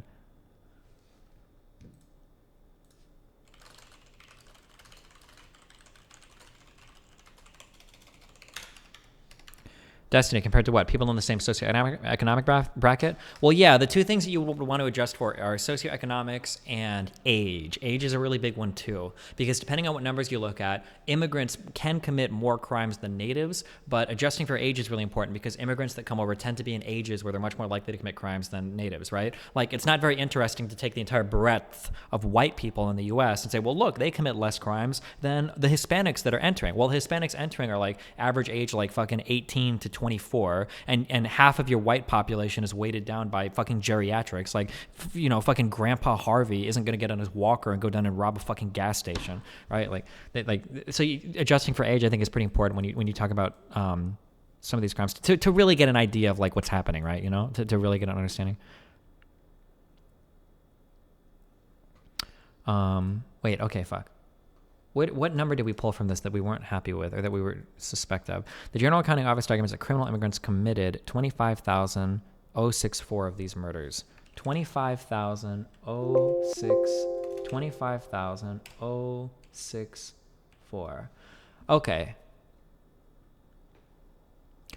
Estimated number and percent of criminal alien arrest offense by type of offense.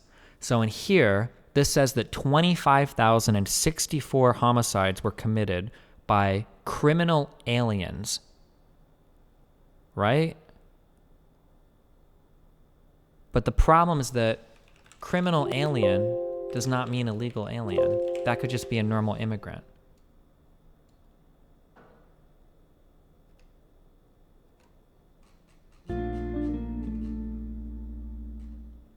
My grandpa Harvey once owned Ben Shapiro in a logic debate. Nice. Amazing.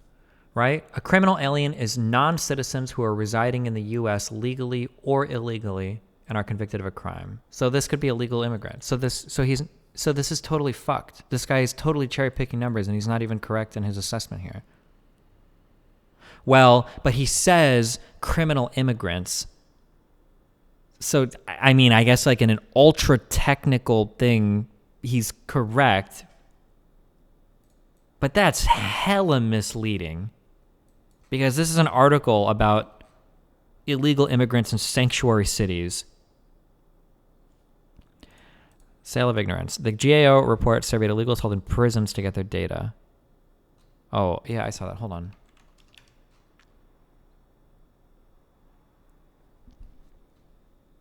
Illegal immigrants, and then his next statement is illegal immigrants clearly commit a level of violent or drug-related crimes disproportionate to their population. California, of the 2004 illegal immigrants out of a total prison population of 130,000 are in prison in the state's prison system for the crime of homicide. Well, wait, hold on. 2,400 illegal immigrants out of a total prison population of 130,000 are in prison in the states for the crime. Oh, fuck, wait, these numbers are so disconnected. So 130,000 are in prison, but not necessarily for homicide. I wonder if the 2,400 are illegal immigrants or if they're criminal aliens, like I said before. Fuck. I wish he would source each of these. Or like at least all of, or I guess he sources some of them. Destiny, there are 22.6 million non-citizens in the U.S. Yeah, okay. Welcome to statistics. Well, but these aren't stats. This is like a bad actor. This is like a bad faith actor. The misrepresentation of comparisons on who commits crimes between illegal immigrants, and American. The pro-illegal immigrant lobby consistently misrepresents the criminal involvement of illegal immigrants as compared to immigrants who legally enter the U.S., saying that illegal immigrants commit less crimes than their counterparts. This assertion is false in most cases. Here are the vetted statistics.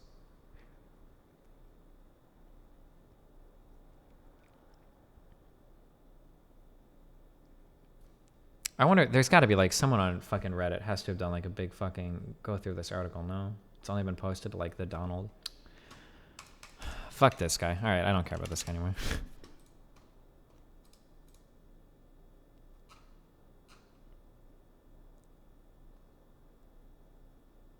Oh, somebody linked that NPR article. After days of damaging news stories about administration policies separate immigrant families, President Trump changed the narrative Friday. He spoke of agreement.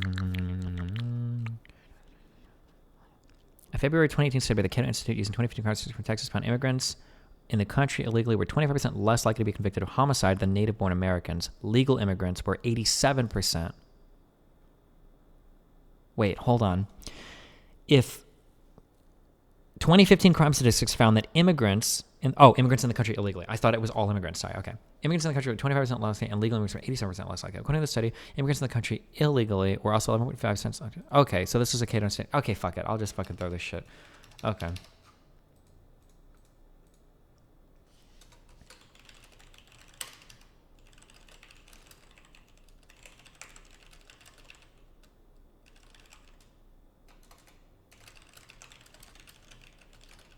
The entire conversation about if illegals commit more or less crime doesn't fucking matter. This shit does matter if our economy could function even without these workers. Literally, who would pick the food? Well, it's good to force. I want to force like the moral argument on the conservative here. Would be the idea in this conversation, you know? Sorry, hold on 1 second.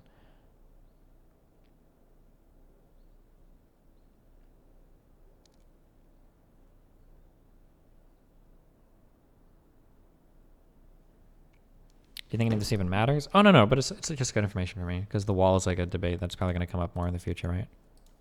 If that were your sister or your mother or, I don't know, your brother by a cartel being shut up, you'd probably feel like, man, that guy had no business being here in the first place and we haven't done anything. Sure, we should fix the broken system right now as far as... That's exact same argument. And he would totally fucking reject it. I know he would because he's a slimy little piece of shit. Could be made about people that get shot up in schools in the United States. Like, man, imagine how shit you would feel if your fucking son or daughter or brother or sister or lover or friend was killed in a fucking school because some kid walked in with an AR-15. Work visas are being overstayed. People will always break the law. Yeah. But you're saying we shouldn't be spending all this money. It's a drop in the bucket. We are talking about a very small amount of money to stop the people coming here illegally. I would be totally fine so that then at that point we can fix the current system and see who's on the books. Okay. One can't happen without the other. I think I would be more okay with the wall if we took the money from, say, something that's like defense. We have a ton of money going into defense. If we were to take money, this is so dumb, more money stupid, into immigration, then I think I would be more okay with the wall and more spending money on a wall and less of a fence. Okay. But what about taking from like welfare programs that we have? I don't agree with that. I think welfare is important. You think it's more important than national defense? As someone who benefits from it, yes. But I am a biased opinion. That is a biased opinion. Extremely. Do you think so. that welfare is a legitimate role of government compared to national defense? I can see why other people don't think it is, but I personally think it is. I think it's very important for. Oh my God, this is such an easy argument. Are you fucking serious? Is providing a social safety net for your citizens as important as like your national fucking imperialistic, like how much? Well, here, I'm curious. How much money is a Tomahawk missile? Because we fired 50 of these off with an estimated cost of 1.4 million. Okay, we're not into the billions, I guess, so never mind. That point doesn't matter. Still, this was a $70 million launch of missiles.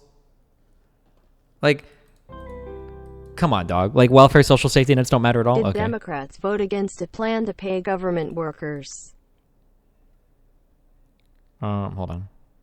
Did Democrats? I'm not sure. I heard that. I think I read that on the Donald. But my guess is there was probably like some. But I also saw in Our Politics where it was like Republicans refused to give back pay to federal workers. I'm guessing what the actual answer to both of these is that there was probably like a new spending bill that included that appropriation or something in it, and then the other side didn't like each other's spending bill or some shit. You know? Yeah.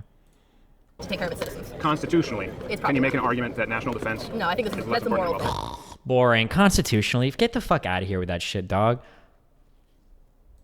Okay, so it's That's a my moral thing. Well, we also understand that adds to the great problem that we have with illegal immigration, right? Yeah. The reason I say that is, okay, They're benefiting from the welfare. They're benefiting from the welfare state in a way that hurts American taxpayers. Both American taxpayers who are using welfare and not using welfare, by the way. And I think that's a big difference a lot of people don't touch on when we talk about being a nation of immigrants, which I appreciate you didn't bring up, by the way. We're nation immigrants. And we both are blaming legal immigration and illegal immigration. They were migrating here legally when there was no welfare state. But right now you have people who can enter here completely illegally and they're enticed to do so because of a welfare state. So I think we're going to take money from anything, not take it from a completely legitimate role of government, which is national defense. You could argue that border is actually a significant part of national defense, as it were. I think that would be a good take it from the welfare state that is enticing them, that is attracting them to begin with, and put that into the wall. But you're also hurting that legal Americans that have been here and benefit from it and need it just to get by, stuff like that. I think hurt more by people coming here illegally. If you want to take it from the defense, then like you said, it is a national defense thing. So instead of putting it directly into the army, take it and put it in immigration and border security. So you're fiscal conservative? No. Well, what does it matter if we're talking about $5 billion for a while? Well, it sounds like you just want to take money from national defense. No, but I think. Then who cares if we spend $5 billion on the wall? If you're not fiscal conservative, we spend that's a drop in the bucket compared to the welfare program. He's right. As long as the money's coming from the wall, it doesn't make any sense. Or coming from national defense is a really dumb argument. Maybe I am a fiscal conservative. Okay, fiscal conservative who's pro-welfare. Yes. Okay, so some of those things are a little juxtaposed. Yeah. I think we found some common ground. I mean, you seemed like you were a little bit hot-headed, like you thought this was going to be a little hostile. Okay, all right. Fuck. I don't think Steven Crowder would never debate me, right? He avoids that Sam Cedar dude. He would definitely avoid me. Not that I'm like bigger than Sam Cedar or better than Sam Cedar, but like if he's avoiding somebody like Sam Cedar, he'd probably avoid somebody like me, right? What if we made like a video? What if I made like some real dumb takes on immigration? I just like talked about how diversity is our greatest strength for like 30 minutes, and then somebody clipped it up and like sent it to him. Like, look at how stupid this libcuck is. And I could talk about soy or drink it like a Soylent. I don't know.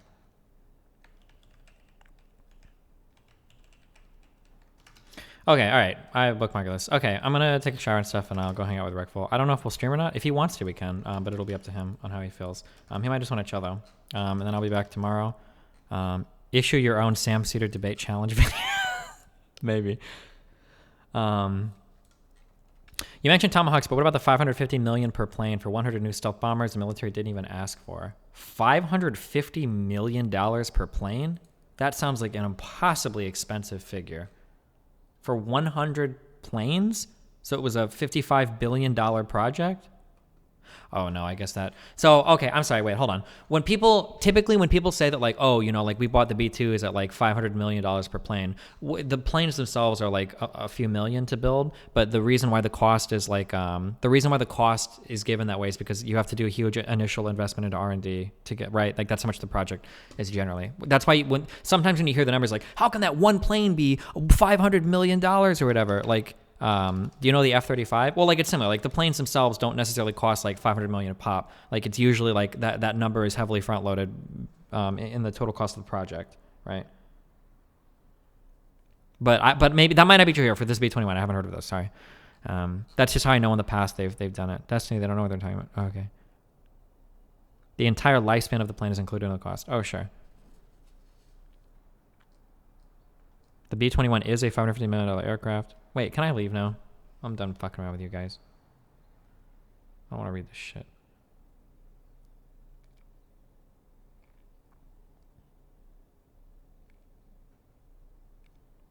These planes are literally invisible?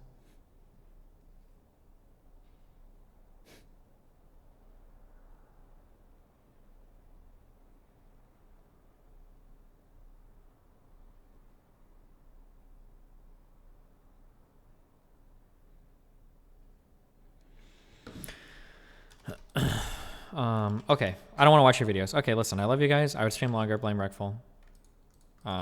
We'll chew through some more of the Crowder video tomorrow. Hey! If you've got fucking subs out there, throw that goddamn sub down, okay? Here's commercials. We're gonna find someone to host, alright? I might stream later tonight, but it'll depend if Recful wants to. Bum, bum, bum. Chris. They're so nice. But we have to like get rid of this bed frame. It's good. I mean, I have to get rid of this. Is this like a platformer game? Difficult to move. Anyone want a free bed frame in LA? Yeah, platform bed. Yeah. But then you're gonna leak the address and now they'll know where you live. I trust my viewers. This game is amazing. Well, you might trust them, but what if they leak it? Looks floaty. Yeah, it does. That friend leaks it to a friend, and then that. But maybe that's like part of the appeal. Friend. That's true. You're right. It's a queen-sized bed frame. All the 12-month subs that are just realizing they got un-VIP'd, there's gonna be better VIP perks. I gotta reserve VIP for the mods that don't do anything. I'm gonna move all the mods. What is this dumb fucking? Oh shit. Like I already know. Wait, why is he watching my shit? Oh no, is Hassan roasting me? Oh, Think Club. Look at this idiot, dude. Don't be a Cypher, be a Neo. Oh, I was gonna watch that video. Oh, but he said like 2 dumb things and I totally lost interest. Fuck.